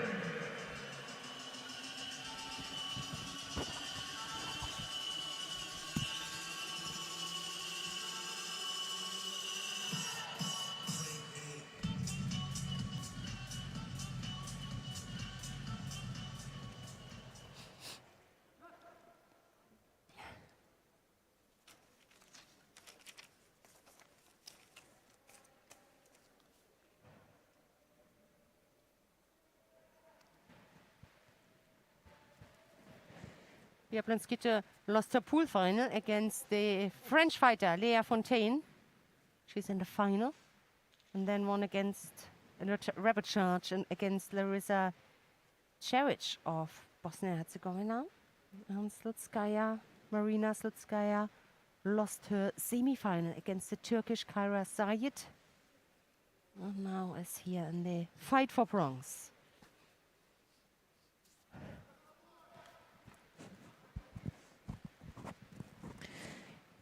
Yeah, they'll have some special techniques and different weight categories. And Jablonskaite from Lithuania here, she does a throw called Soto Makakomi, where she uses a sleeve and winds in, and she can be quite quick on it. Yeah. But Slutskaya here, very experienced as well. And well, she knows what's coming, so she's moving in the direction to try and defend that as well. And well, really just manhandles her down to the ground there. Looking now for an opportunity on the ground. Maybe looking for a shimmy waza underneath.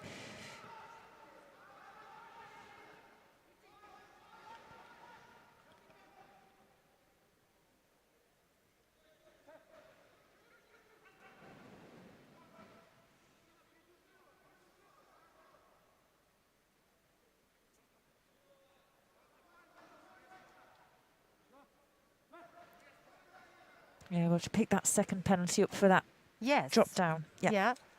Second penalty already for the Lithuanian. More than half the contest is gone. There's the Soto Makakomi. Didn't quite get the full rotation for it.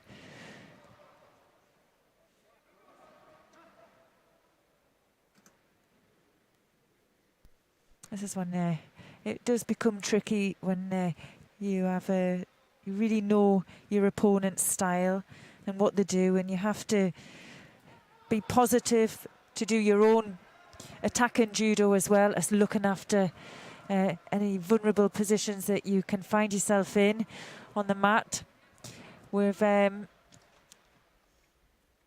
already seen today some just big throws, and a lot of our top seeds today went out early. Yes. And yeah, I mean, we saw it yesterday as well. Number 1 seed in the under 70 kilogram women's category went out, and today the current world champion. Current world champion, yeah. Marie Gaillet, yeah. And also in this category, the number 1 here, Irina Kinzerska, yes, from Azerbaijan, went out against the young Lea Fontaine, which is in the final.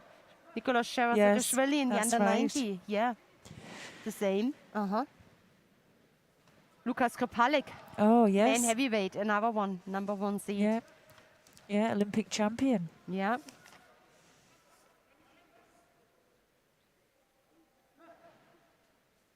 Yeah, today only 1 made it until the final, and we have seen him already.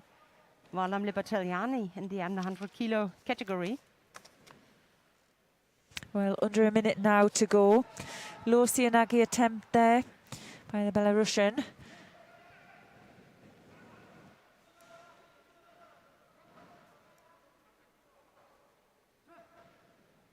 Seconds here. No score so far. Should be an extra motivation the last seconds here to come up with a score, because after that they're gonna have a golden score, and the longer it takes, the more power is going. It makes it more difficult. So, okay, in this case, it's the third penalty here. Jablonskita received, and the winner from Belarus, Marina Slutskaya. In blue judogi from Belarus, Marina Slutskaya.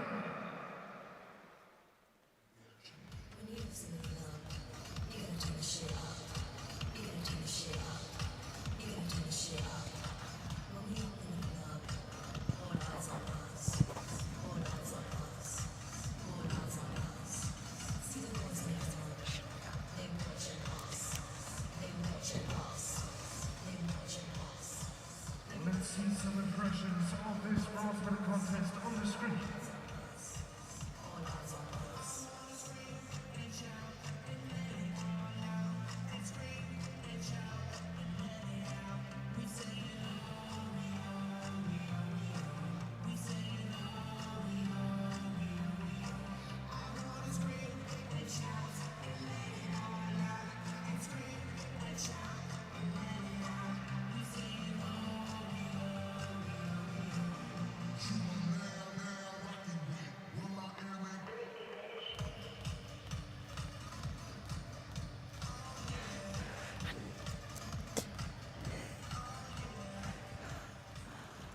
Dear Judo friends, the second bronze medal contest for women over 78 kilograms. All right. Second bronze medal contest in the plus 78 kilo category. It's between Yelisaveta Kalanina of the Ukraine and Rochelle Nunes of Portugal. Please welcome the referee for this bronze medal contest from Turkey, Mr. Nedim Bayat. Nedim Bayat of Turkey refereeing this bronze medal contest, and here they are. Last year's European Championship bronze medalist from Portugal, Rochelle Nunes. Yeah, she could repeat her result from last year, but also her. Both won the bronze medals last year. Only one can get onto the podium this year.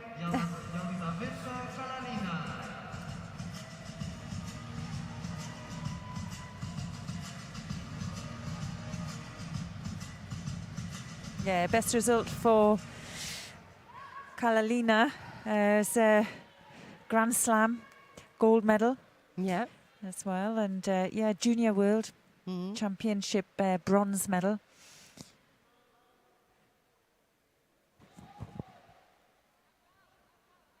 Three times Grand Slam medalist, Nunes.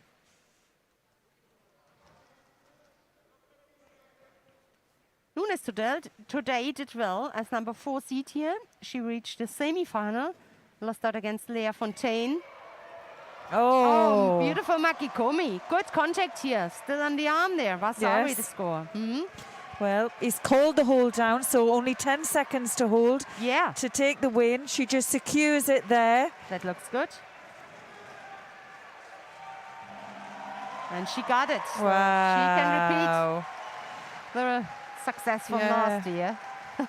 Yeah, it was a good finish, wasn't it? She stayed in control. And that's how to do a Makikomi. Get that winding in, get the whole body connected. Oh, superb. She's so happy. She's so happy. That went really quickly. In blue judogi from Portugal, Rochelle. Oh, be careful! Oh, fabulous.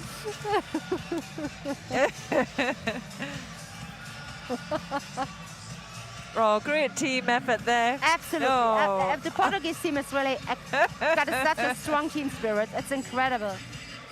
Oh. Oh.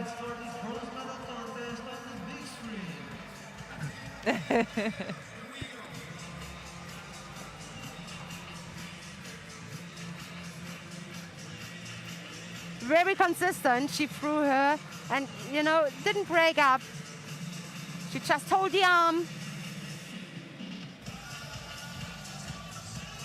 Good body position. A little bit low on the arm. Lost a little bit contact, but still, Kalinina landed on the side, and wasn't possible for her to get this arm out. And then she realized, okay, now I turn on her, include the head. The last seconds. Well done. Anna Homigo, the coach, former successful athlete. It's almost every coach, but it's not that long time ago that she stopped. So, and a beautiful smile, so much happiness. You see, especially in this year, the pressure's coming up. It's fallen down, and the happiness comes out. The whole day you have to be focused, and now it can come out. All right, gold medal contest in this category is between Lea Fontaine of France and Kyra Said of Turkey. A big difference, a big gap in the world ranking. That's also because Lea Fontaine, she's just 19 years young. Last year, junior European champion. So it was also 2019. And Kyra Said, already an experienced fighter. Number 5 in the world.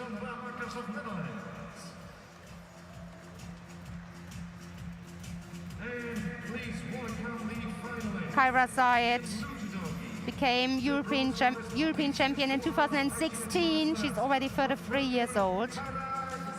2 times world bronze medalist. And yeah, I'm looking really forward how experience and the young, fresh French women, how they are acting on the match.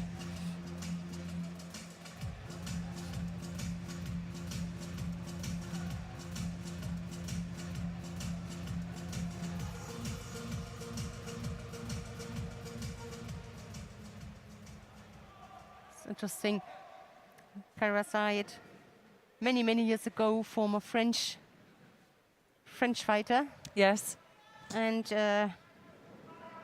she had already a fight against the French women today, against Mbairo, where she won. That's the second French fighter. Difficult task in regard to the weight. You really need to put everything into it to break the balance. Well, there's a good way on the shoulder and on the arm to turn her.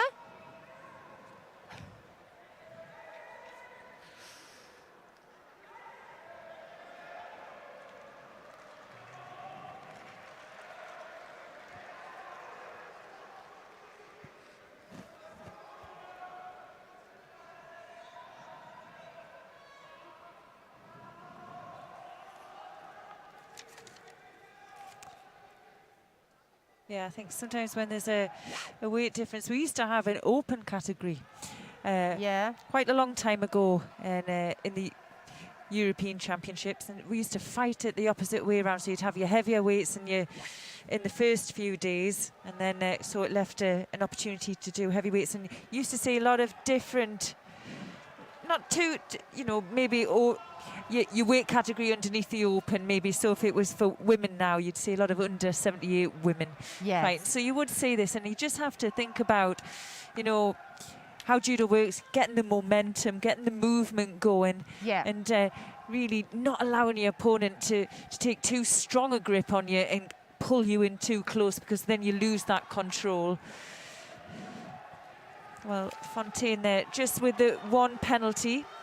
And we're coming to the halfway mark, and you can see not a lot going on.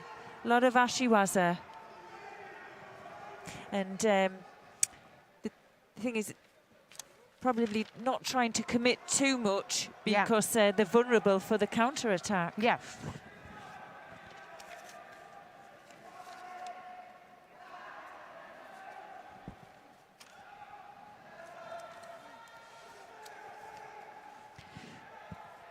Sayatia controlling on that head, trying to stay in front. Yeah. Controlling on the sleeve. Big effort here. Yes. Wow. Oh, an effort back. Well, Fontaine there losing a grip.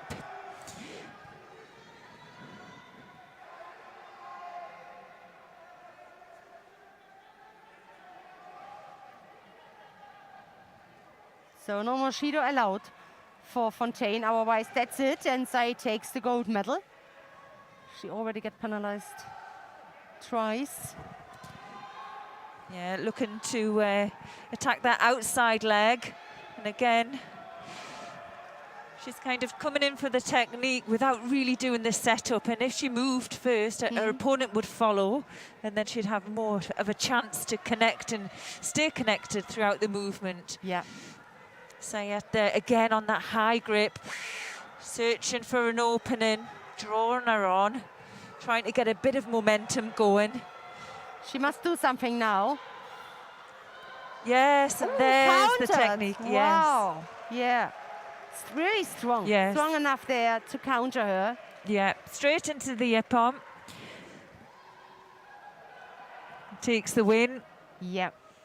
And a gold medal and European champion 2021, eh? I really like her watching Kara Sayed. She's really good on the mat. Yeah. She shows she can throw, got good throwing skills. Yeah. Leah Fontaine there, silver medal for her for France. Yeah.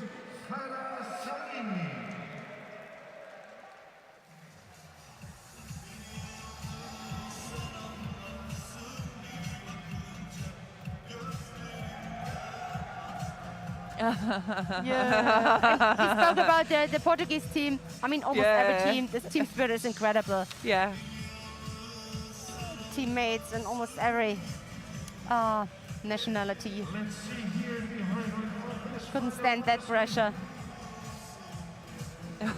Yeah, and good work here with her right arm, where she controlled the head from Fontaine.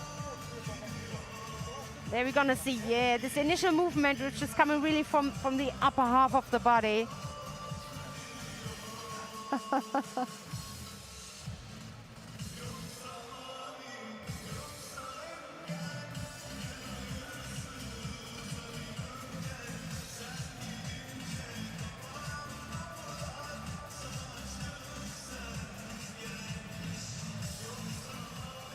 So it's time again for another awarding ceremony.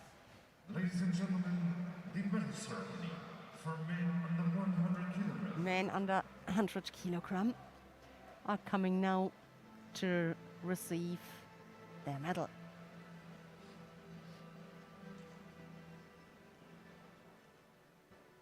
The medals will be presented by Mr. Rumen Stoilov, Education Director of the European Judo Union. Bronze medalist honor for Azerbaijan, Selim Kotsoyev. So the two bronze medalists, Selim Kotsoyev receives his bronze medal, and so does Alexandre Idir of France. Winner of the silver medal for Georgia, Vala Lipateriani. Lipo, Valam Lipateriani, the Georgian, receives silver. And gold goes to Toma Nikiforov of Belgium. And the trophy will be presented by Mr. Carlos Cidadela, Vice President of the Municipal Hall of Coimbra.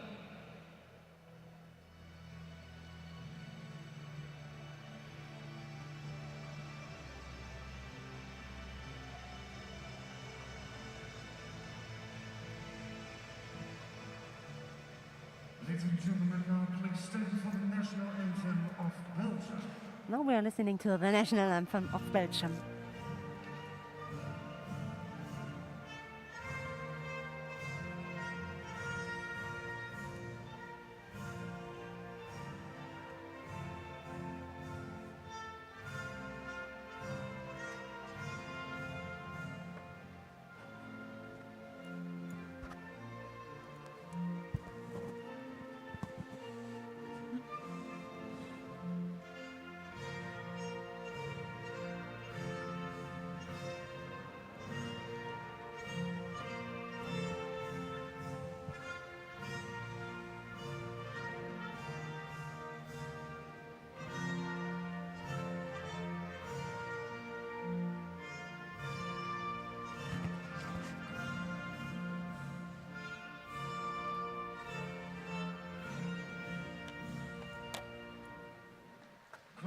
congratulations to the medalists.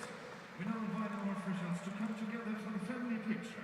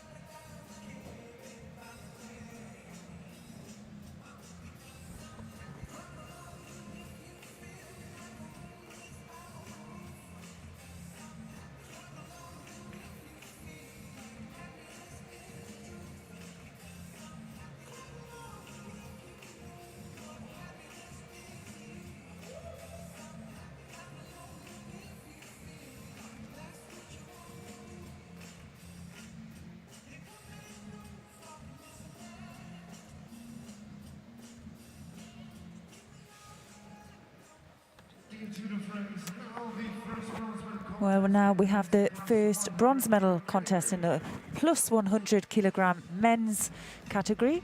We have Roy Meyer of the Netherlands, and he's facing Guram Tushishvili of Georgia.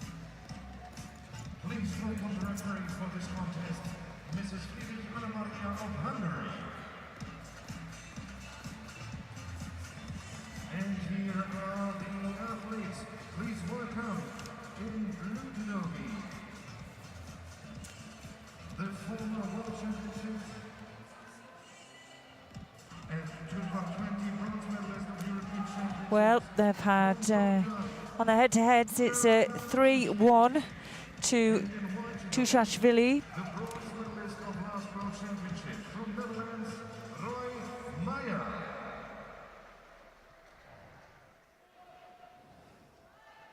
Tushishvili, 2 times he was already European champion. And last year, we just heard it, bronze medalist. So he could repeat that success.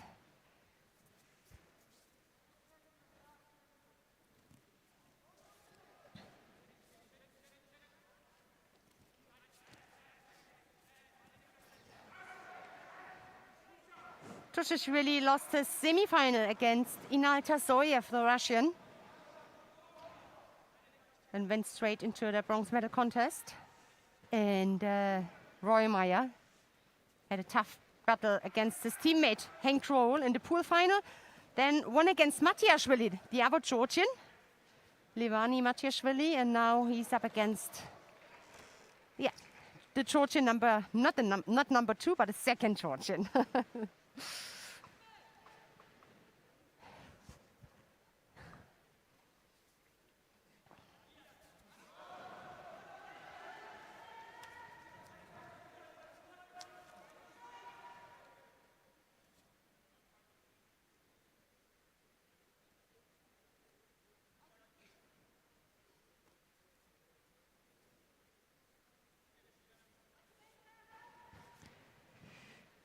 Tushishvili there just probably wanting to close the space down, but Meyer, he's doing well just to break up the attacks, but could get a penalty here.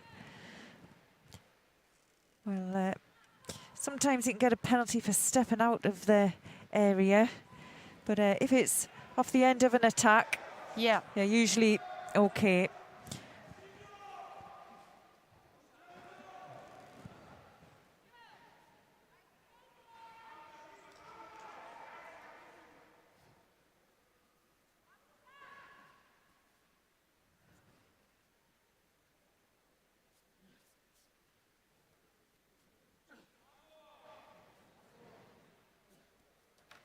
You hear how hard it is to get the grip, break up the grip, hold the grip. Outside attack. Ooh, yeah. Well, good reaction there from Meyer.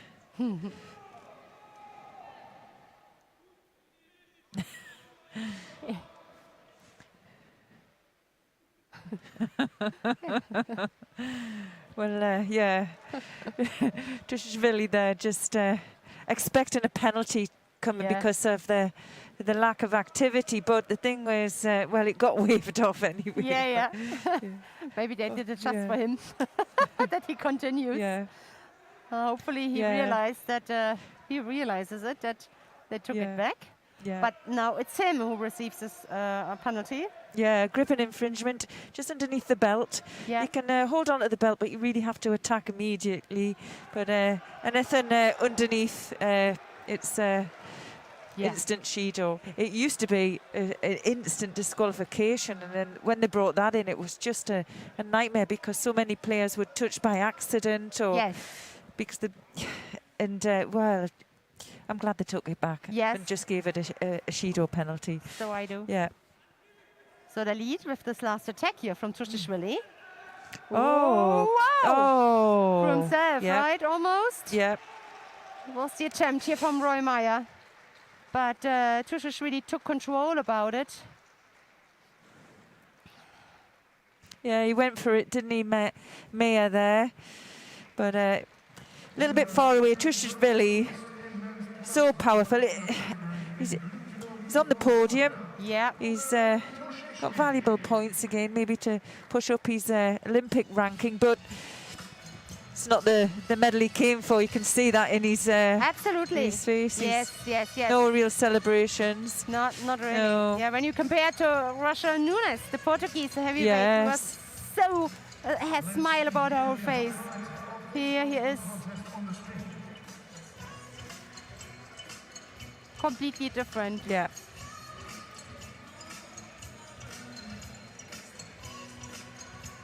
He just did his task at the end. In the end, his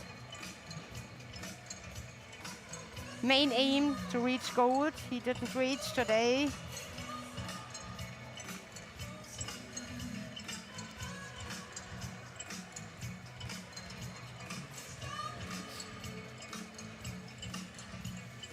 Yeah, landed on his side.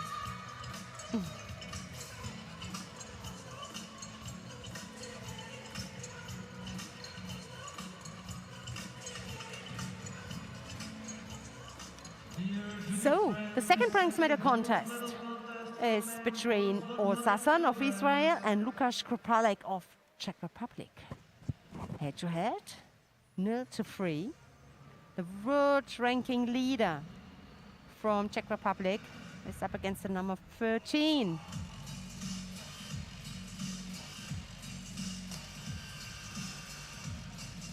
And I expect an exciting contest between both of them. Both very tall, upright, good, with really good throwing skills. Please welcome the referee for this bronze medal contest from Hungary, Mr. Bastoni Bala.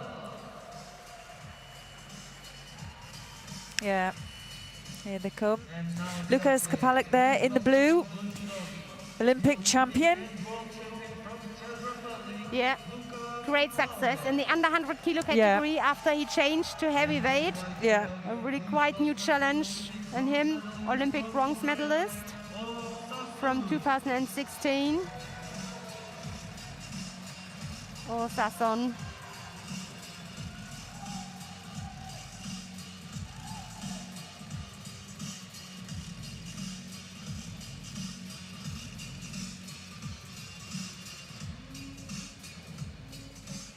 So one more time, one more fight.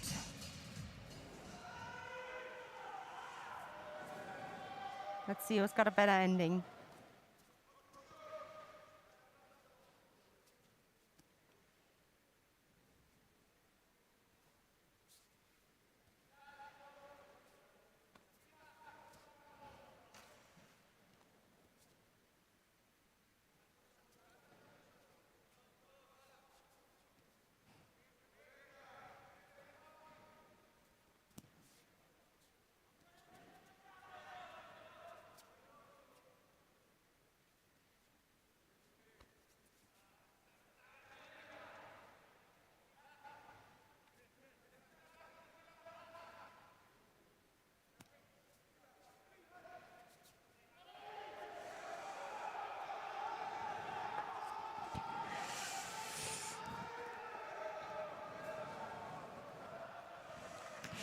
Well, a bit of a stalemate there. There's a lot going on, even though it doesn't always seem it. Yes. Because when you're gripping up, you can feel the force of your opponent. You can feel the dangers. Yeah. And your arms can really just feel shot.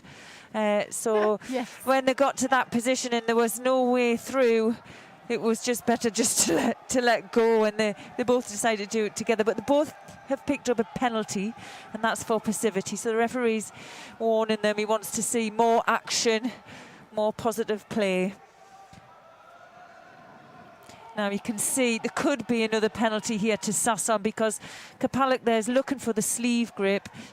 Sasson looked to be holding it back. But now a bit of pressure on the edge. Now they put a bit of pressure on the edge for that reason. Very quick. Yes. Very quick. So just to try and get a little bit of a reaction, because if you step off the mat, Yes. you get a penalty. And you could see there, Sasson just pushed forward. Kapalik used the momentum, dipped underneath. And, well, this is where he's good as well, isn't he? Absolutely. Yeah, he wins a lot of his contests on the ground.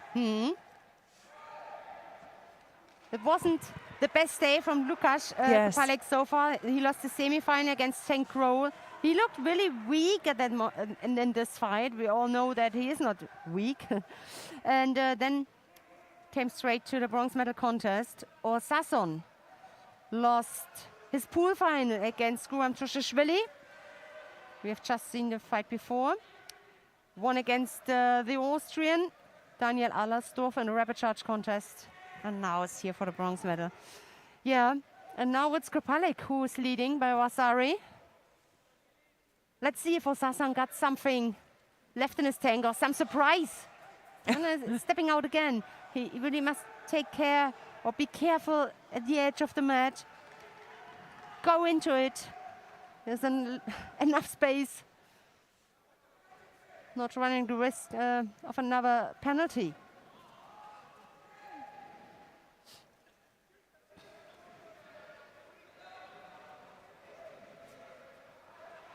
Well, just coming now into the last minute. Yeah.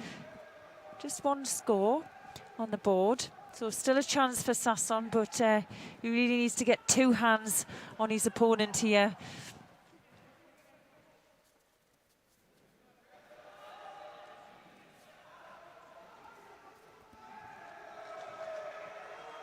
Yeah, could have a penalty here for Kapalik.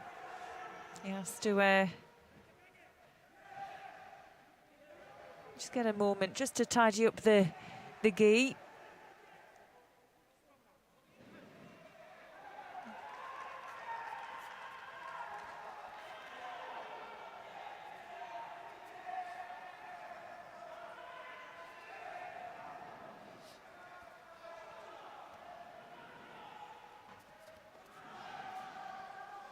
Just breaking up the action again with the grips.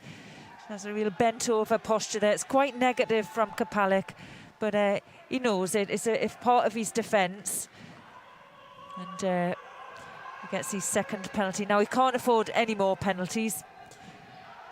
To keep a clean slate now. Oh! Wow! Wow! In the last 10 seconds, he closed that gap. It is incredible. What a good reaction on his feet, yes. right? Woo!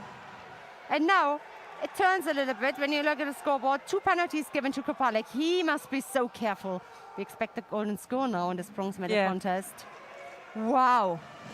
Yeah, you just don't know which way it's going to go, and I think sometimes when you play that tactical game of defence, there's other ways to defend in a positive manner, you know, really going to your partner, really fighting the grips and making it really look positive. And, could have been all over now. Yeah. Without this mistake from Kapalik. Yeah, exactly. Oh! Wow. Oh my God! He took the last power he had and attacked with this beautiful outside attack. Wow. Well, it came together in the end for Kapalik. He didn't have a good start to the day. No. And, well... But a brilliant ending, huh? Yeah, exactly. He's got to be pleased with that. Wow. Well, second bronze medal there goes to Lukas Krapalik of Czech Republic.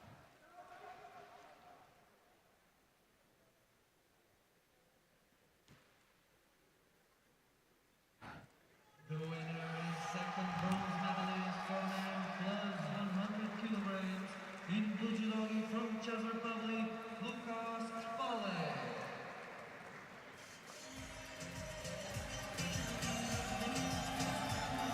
A happy man after a really long day.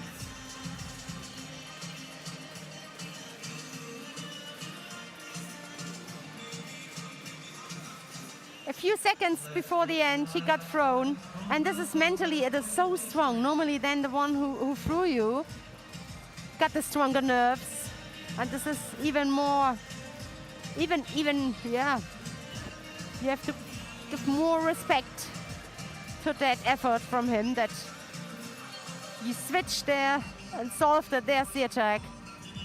Good, well controlled here. Oh. Everything came out.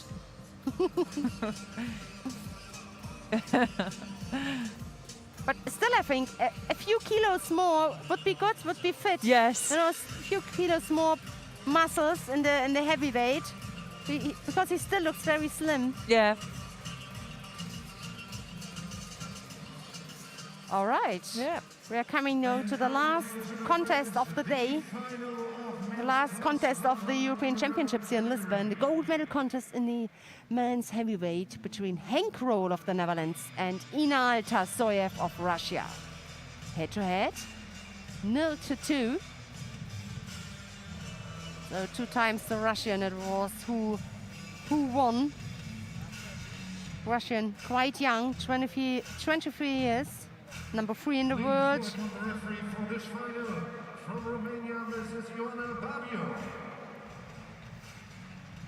Yeah, former junior world champion. Yes.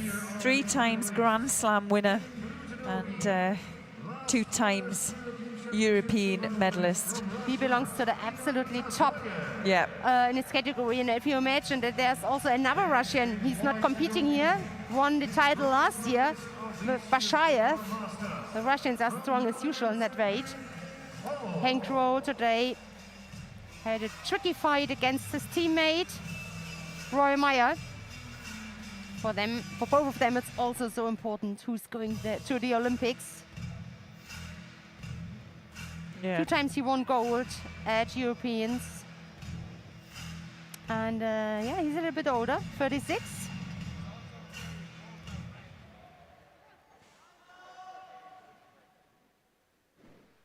"13 years in between, 23 and 36. Oh, wow. What a start that is. The Russian does not waste any time. Looking there for the choke, or, I mean, he already did it earlier on. Oh, he turns him. Oh, it's nice to see. Yeah. Especially a heavyweight, if he likes to work on a Nevas. Well, has he's taken Gross turned advantage. it. Yes. Clever. Oh. That was close. Yeah. Close to. Yeah. That was really good to see, wasn't it? I like that in Nuaz. I like seeing the person who's under the attack, not just looking to defend, but also looking for a way to get the upper position. And yeah, that was brilliant. Yeah, Grohl, 2 times Olympic bronze medalist as well. So the experience, well, both of them have a lot of experience, but that extra 13 years on his side there.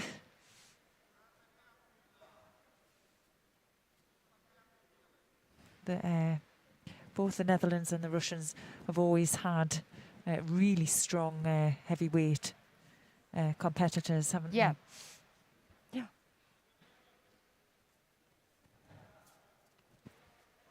He pushed him a lot. Oh my God! Wow! Woo! Wow! What a throw! What a throw! Yes.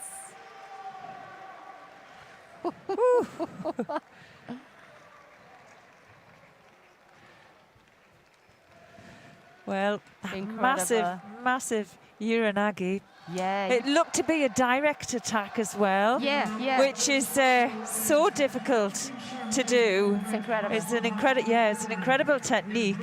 But for 23, wow. Inal Tasoyev of Russia takes the gold medal here. Yeah. And European champion 2021. Look, their contact, that was a brilliant ippon. Couldn't be any better. No.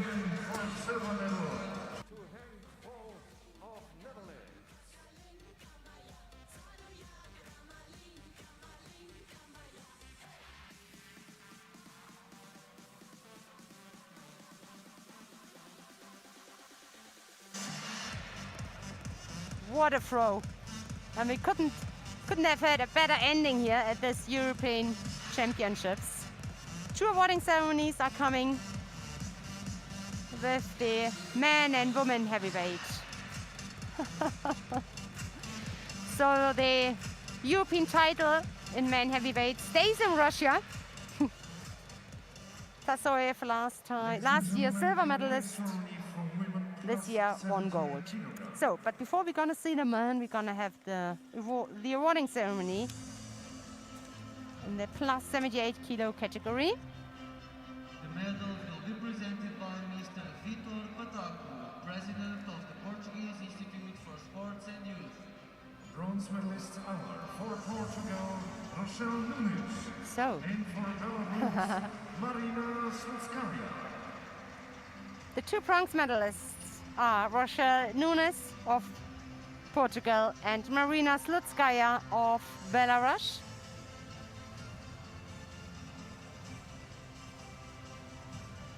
Winner of the silver medal for France, Léa Fontaine. Silver goes to Léa Fontaine of France.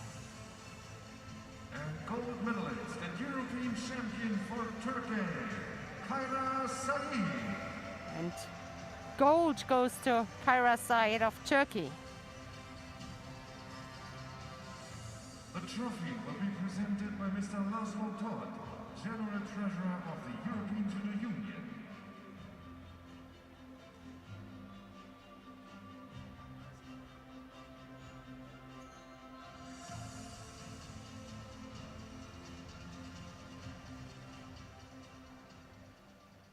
Ladies and gentlemen, now please. And now we are listening to the national anthem of Turkey.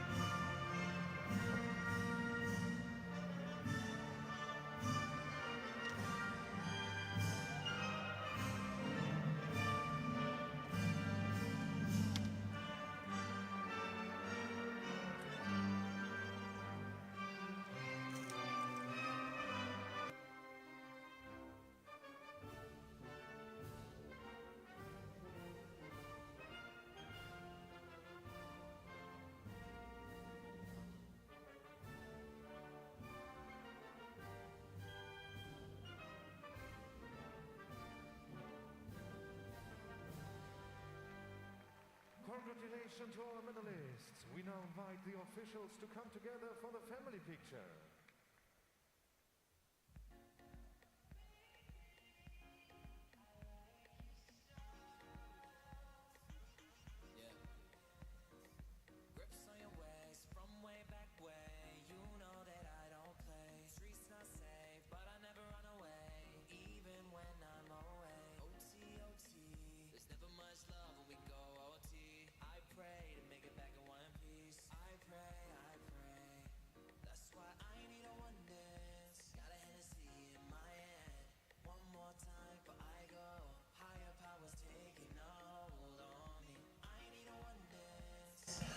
What a nice picture. So, the ladies, the heavyweight ladies finished their competition. And these are the happy medal winners. And in a few minutes, we will see the men heavyweights receiving their medals. Dear judo friends, coming up in a few moments, the medal ceremony for men plus 100 kilograms.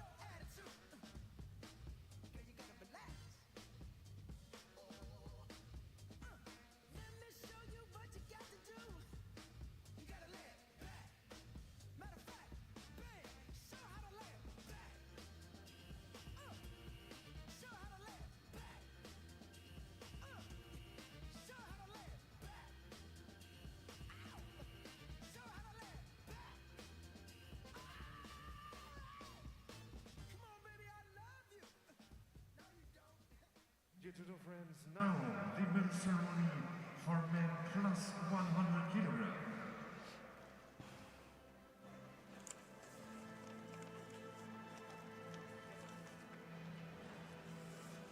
The medals will be presented by Mr. Alexander Lagimi, Marketing Director of European Judo Union.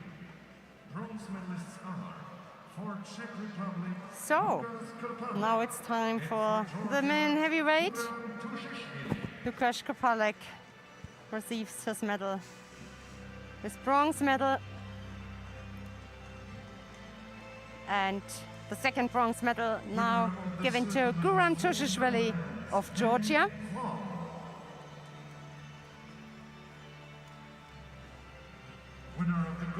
Silver goes to Henk Krol of the Netherlands, and gold goes to Inal Tasoyev of Russia. And the trophy will be presented by Mr. Antonio Martins Budenko, President of the Justice Council of the Portuguese Judo Federation.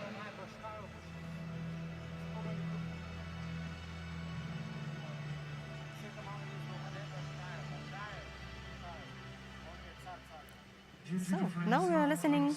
It's the last national anthem of this tournament, and it's the national anthem of Russia.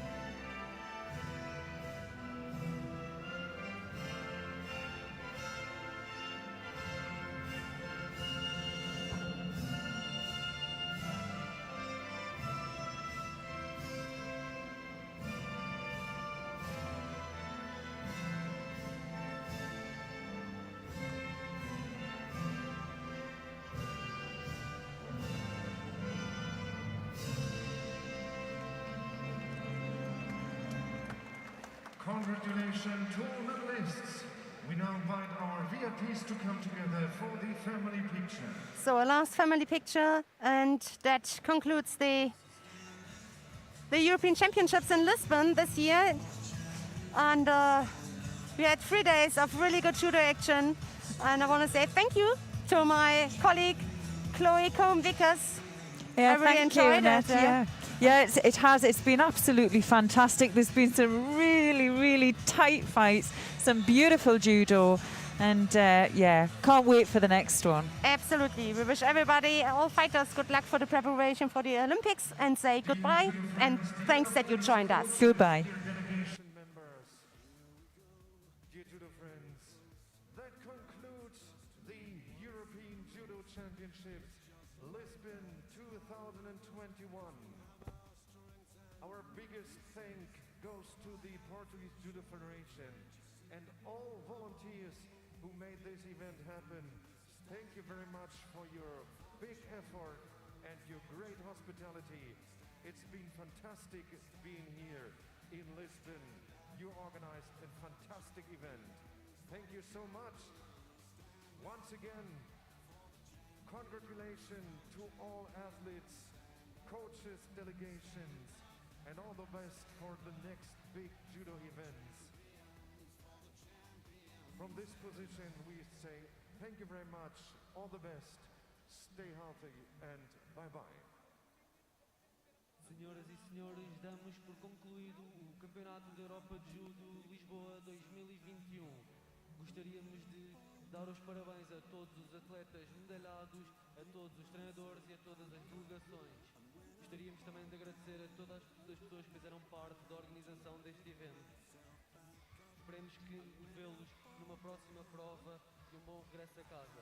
Mais uma vez, muito obrigado.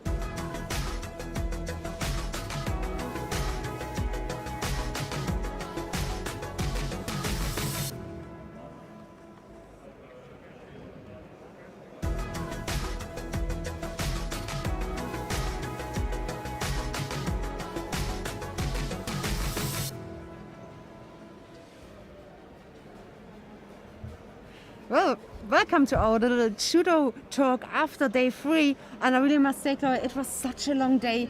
I feel like I was fighting with some of the fighters. Yeah.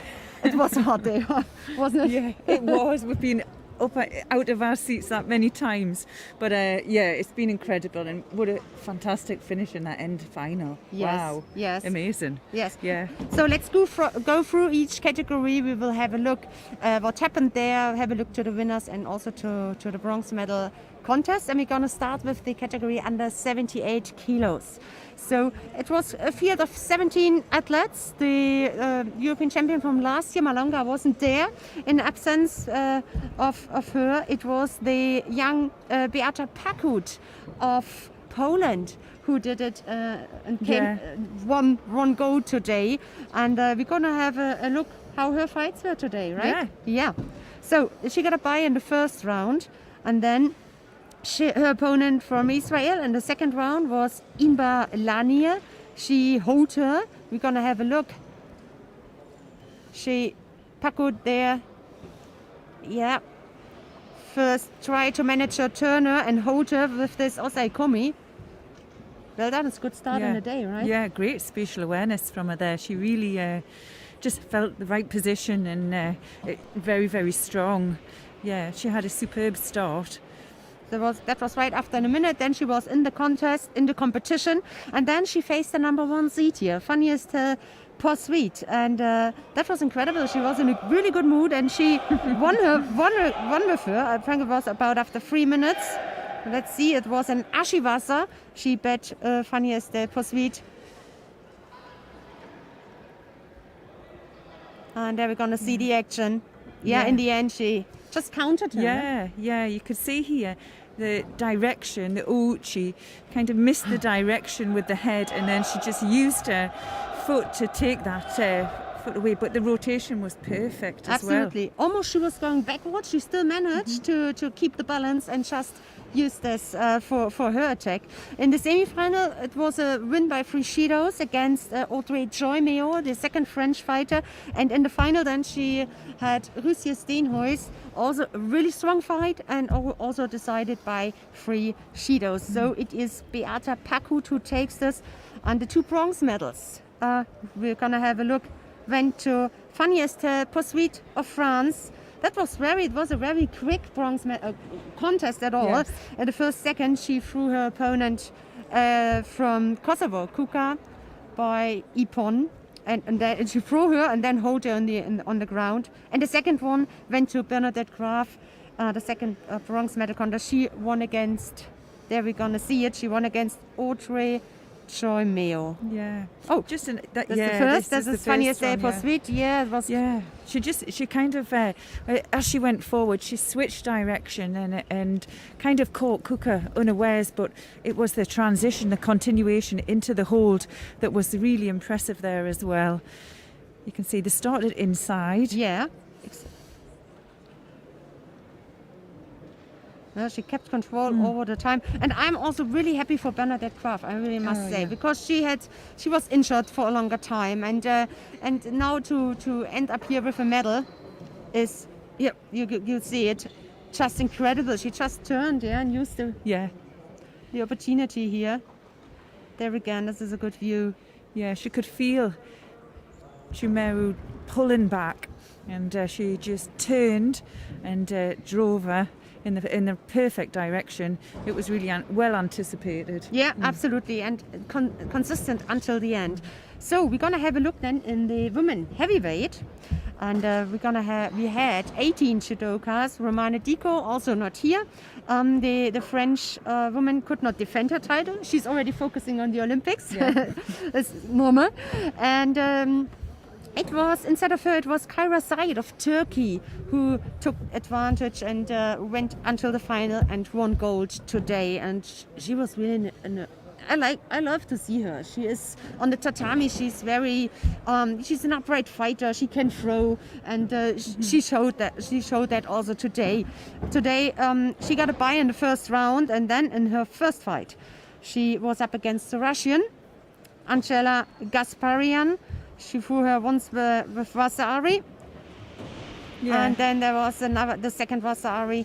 Have a look how flexible she is for heavyweight. Yeah, she has really good awareness of her opponent's movement as well. So where their weaknesses were an error made there, but she continued the momentum for the Sasaichi Komiyashi there. Good control there on the right shoulder from the Russian, huh?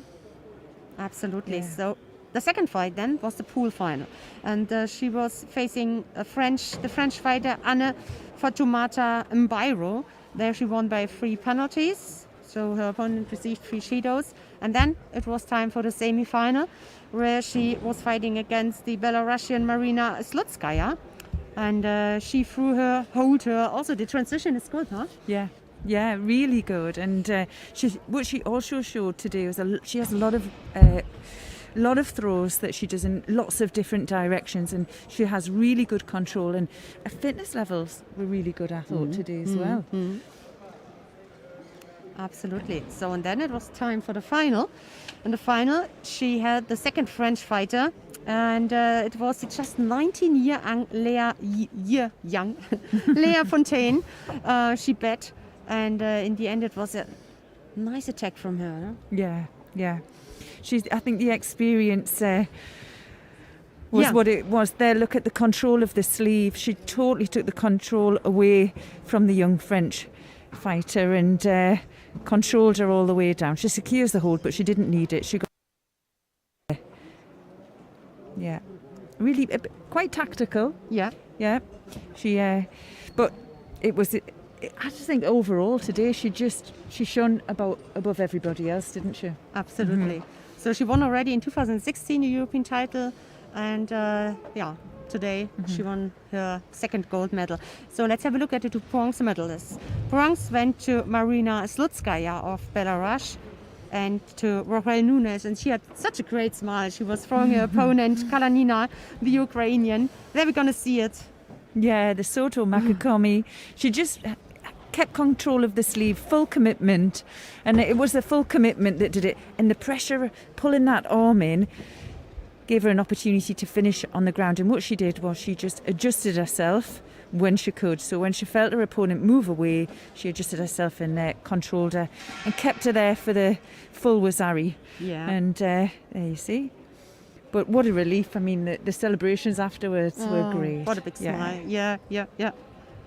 Happy that she went onto the podium, winning bronze for Kalanina, the Ukrainian. It's a 5th place. Yeah.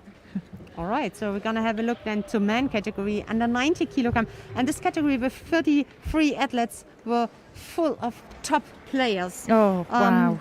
And it shows we are going to have, as number 1 seed today, was Niklas Sherazadishvili, former world champion. He didn't make it until the final. It was, in the end, Lasha Bikauri. Here we're going to see him, Bikauri. And his first fight was against Alexis Mathieu. He threw him twice. Yeah, the Soto Makakomi again. And what he showed from the beginning in every single contest was he meant business. He wanted to throw with big techniques. That's his style. And, well, it's a winning formula for him now.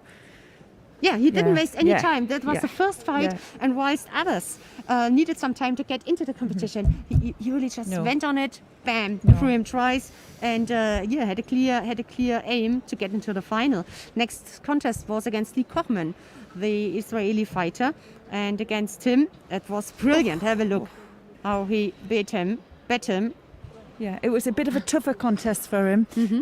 Just threw him just before the halfway mark, but it was the full commitment and rotation, and it takes a lot to do that. You can see, started with the Ouchigari, got a little bit of a reaction from his opponent, and then, wowed everybody with that one. Yes, absolutely. Then it was time for the pool final, and he was up against the former world champion from Serbia, Nemanja Majdov. And that was also such a strong fight. Maybe we're going to have a look at that. Yes, so about after a minute. Yeah, smashed him. Yeah, direct that time as well. You see, there's the grip over the top. Yeah. And then bit of resistance, and then straight over the top. Look at that. Incredible. How he got his body under control. This is almost acrobatic. Yeah. He's just hunting the big techniques all the time, isn't he? And as well, when he gets his first score, he doesn't hold back. Yeah. He constantly goes to finish the contest. Amazing. Yeah. And then the next round, it was already in the semi-final, and then he faced the Turkish Michael Skank. It was a beautiful Ouchigari, right? Right in the last minute, almost in the last minute. Yeah, he went for the Uranagi. He was looking first for the Uranagi again. Yeah. But then switched, we realized this.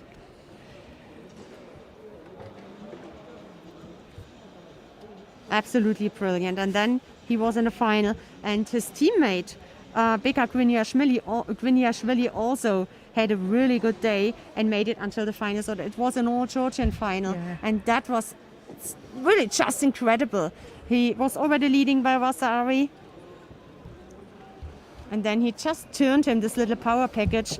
And on the one side, I was so happy for Bikauri, but on the other side, when you know that Beka Gwiniashvili for a second time didn't manage it really to go to the Olympics, last Olympic cycle. With and he's been such a consistent medalist on the world tour.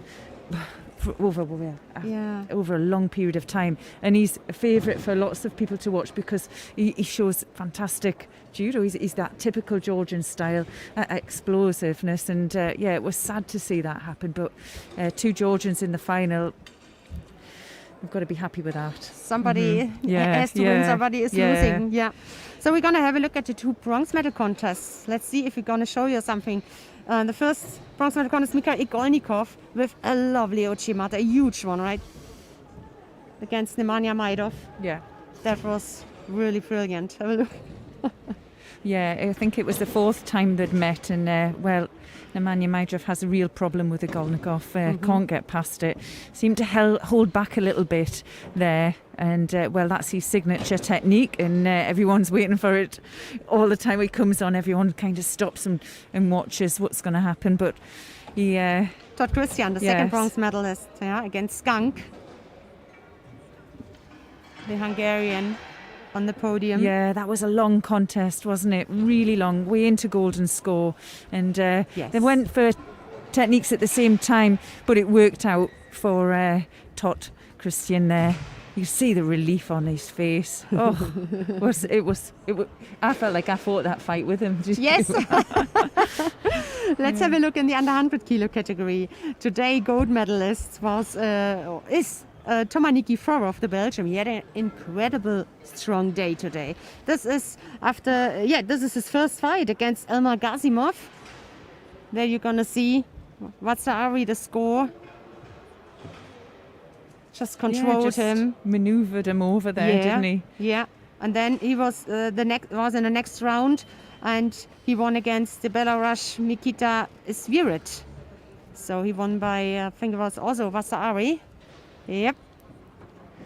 Yeah, another Uranagi. It was a late one. Yeah. You can see quite low. And just turned right at the last minute. And just got enough of him on his back there. Wow. It wasn't over then, because then Cyril Maret was waiting for him. And the Olympic bronze medalist of France, have a look. Oh, it was huge.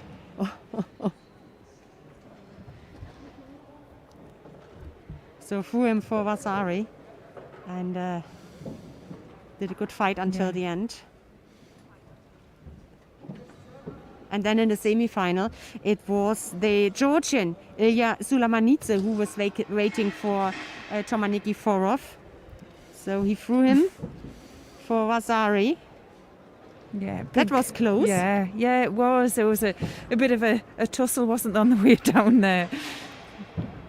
There again, the replay. Yeah. Yes. Yeah. Then it was the Georgian who closed that gap and threw him for Vasari, so everything was open again. And in the end, look at this last seconds on the scoreboard. He received his second Vasari. Yeah. Bit of a counter he wanted attack. A golden score, right? Yeah. Done. Yeah. Yeah, he went round for the Kosoto, didn't he, the Georgian, and he managed the big Uranagi. Spectacular techniques to do from the heavyweights. Absolutely. Then in the final, he was up against the number 1 seed, the other Georgian, Valam Lipateliani. Have a look at this. Yeah, Valam Lipateliani went for his signature technique, the Soto Makakomi. Yeah. And he did get some rotation, but it was well anticipated there by Nikiforov. He moved in the opposite direction, a little bit over, more movement than Lipateliani was wanting, and managed the counter.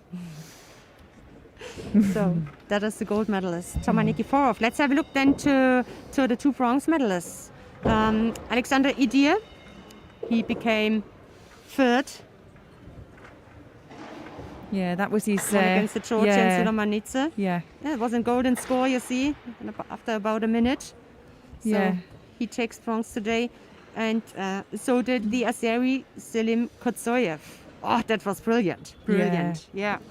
Yeah, we've saw that technique quite a few times, haven't we, over this weekend, where we've got a right versus right, and they kind of get enticed into going for that Sasai movement, sometimes just to get a reaction to go for a secondary technique, but the gripping was too strong there for him. The counter, wow, it was amazing. Yeah, absolutely. Let's have a look then. Last category, men's heavyweight. So the gold medal stayed in Russian hands, but it wasn't Bashayev who won it last year. He was not here. Instead of him, it was Inal Tasoyev who took gold today. He got a bye in the first round, and then he was up to the Spanish fighter. His name Iriniel Vasile Shelaru Grigoras, long name. He won by Ippon, and quick, with this choke. Just in the right timing. I don't see this very often. Yeah, he got into the right position. Yeah. After that, he was up against the Austrian Daniel Allersdorfer, and he threw him first for Vasari. We're going to have a look at this. Oh. Oh my God. He almost threw himself, Yeah, right? yeah. Over-rotated as well. Yeah. So there's the Ouchi. Oh, uses his legs and the hip rotation. Yeah. Oof. But it comes even better because after there's the kind of counter, and there was the Ippon, threw him for Ippon. So that was the second. So 8 seconds before the end, you see. And then Guram Tushishvili was waiting for him in the semi-final. And he almost, he threw him and then hold him for Saikomi. Won this semi-final against the Georgian. Here we're going to see. Good transition here, worked things out. Jumped. Yeah. It's funny. Big driving Uchigari. Yeah. And then just controlled the shoulder very well. Came round the legs. And there was no way out there from there. So, and that gave him the place in the final. And there he was up against Hank Kroll. Hank Kroll had a good day so far, beating the Olympic champion earlier on and his teammate. But in the final, it was Tasoyev who was the better one. He just won against Hank Kroll. Have a look at this one, the final contest. Yeah. Yeah. Massive. Absolutely, yeah. Yeah. Very similar to the technique that Tomo Nikiforov did on Lipitaniani in the final. Yeah, we have just seen over this rotates in the opposite way. a few times today. And we also want to mention the two bronze medalists. And this is Guram Tushishvili, the Georgian, who was in the bronze medal contest against Roy Meyer. There we're going to see. Took control of the situation, right? Yeah. To Vasari he scored. That was the second Yeah. one. And Lukas Kapalek here against our Sasson. Yeah. He also won bronze. He was number 1 Yeah. seed here today. Incredible. So we have seen really such good throws until the end. Yeah. There's Sasson when he took the score back. Yeah. So he'd evened it up, but this was a dynamite. Yes, absolutely. Yeah. And mentally he stayed strong, Lukas Kapalek. And in the golden score, 20 seconds about, he then threw him and got bronze. So let's have a look at the medal table so far. Kosovo, number 1 with 2 gold medals and a bronze medal, followed by Turkey, 2 gold medals, and the third place France with 1 gold, 3 silver, and 4 bronze medals. So that's let us say concludes the European Championships in Lisbon. We really had 3 days of good action. Next event will be in 2 weeks with the European Judo Open in Zagreb. And before we say bye-bye to you, we have the top 5 Ippons from the preliminaries selected by our computer team. So enjoy. And it was a pleasure, Chloe, working with you. It's been great. We've had a fantastic weekend. But I hope you can join us in a couple of weeks' time. Yeah, we will. But now we have to recover too. So bye-bye to everybody. Thanks that you joined us. Bye-bye.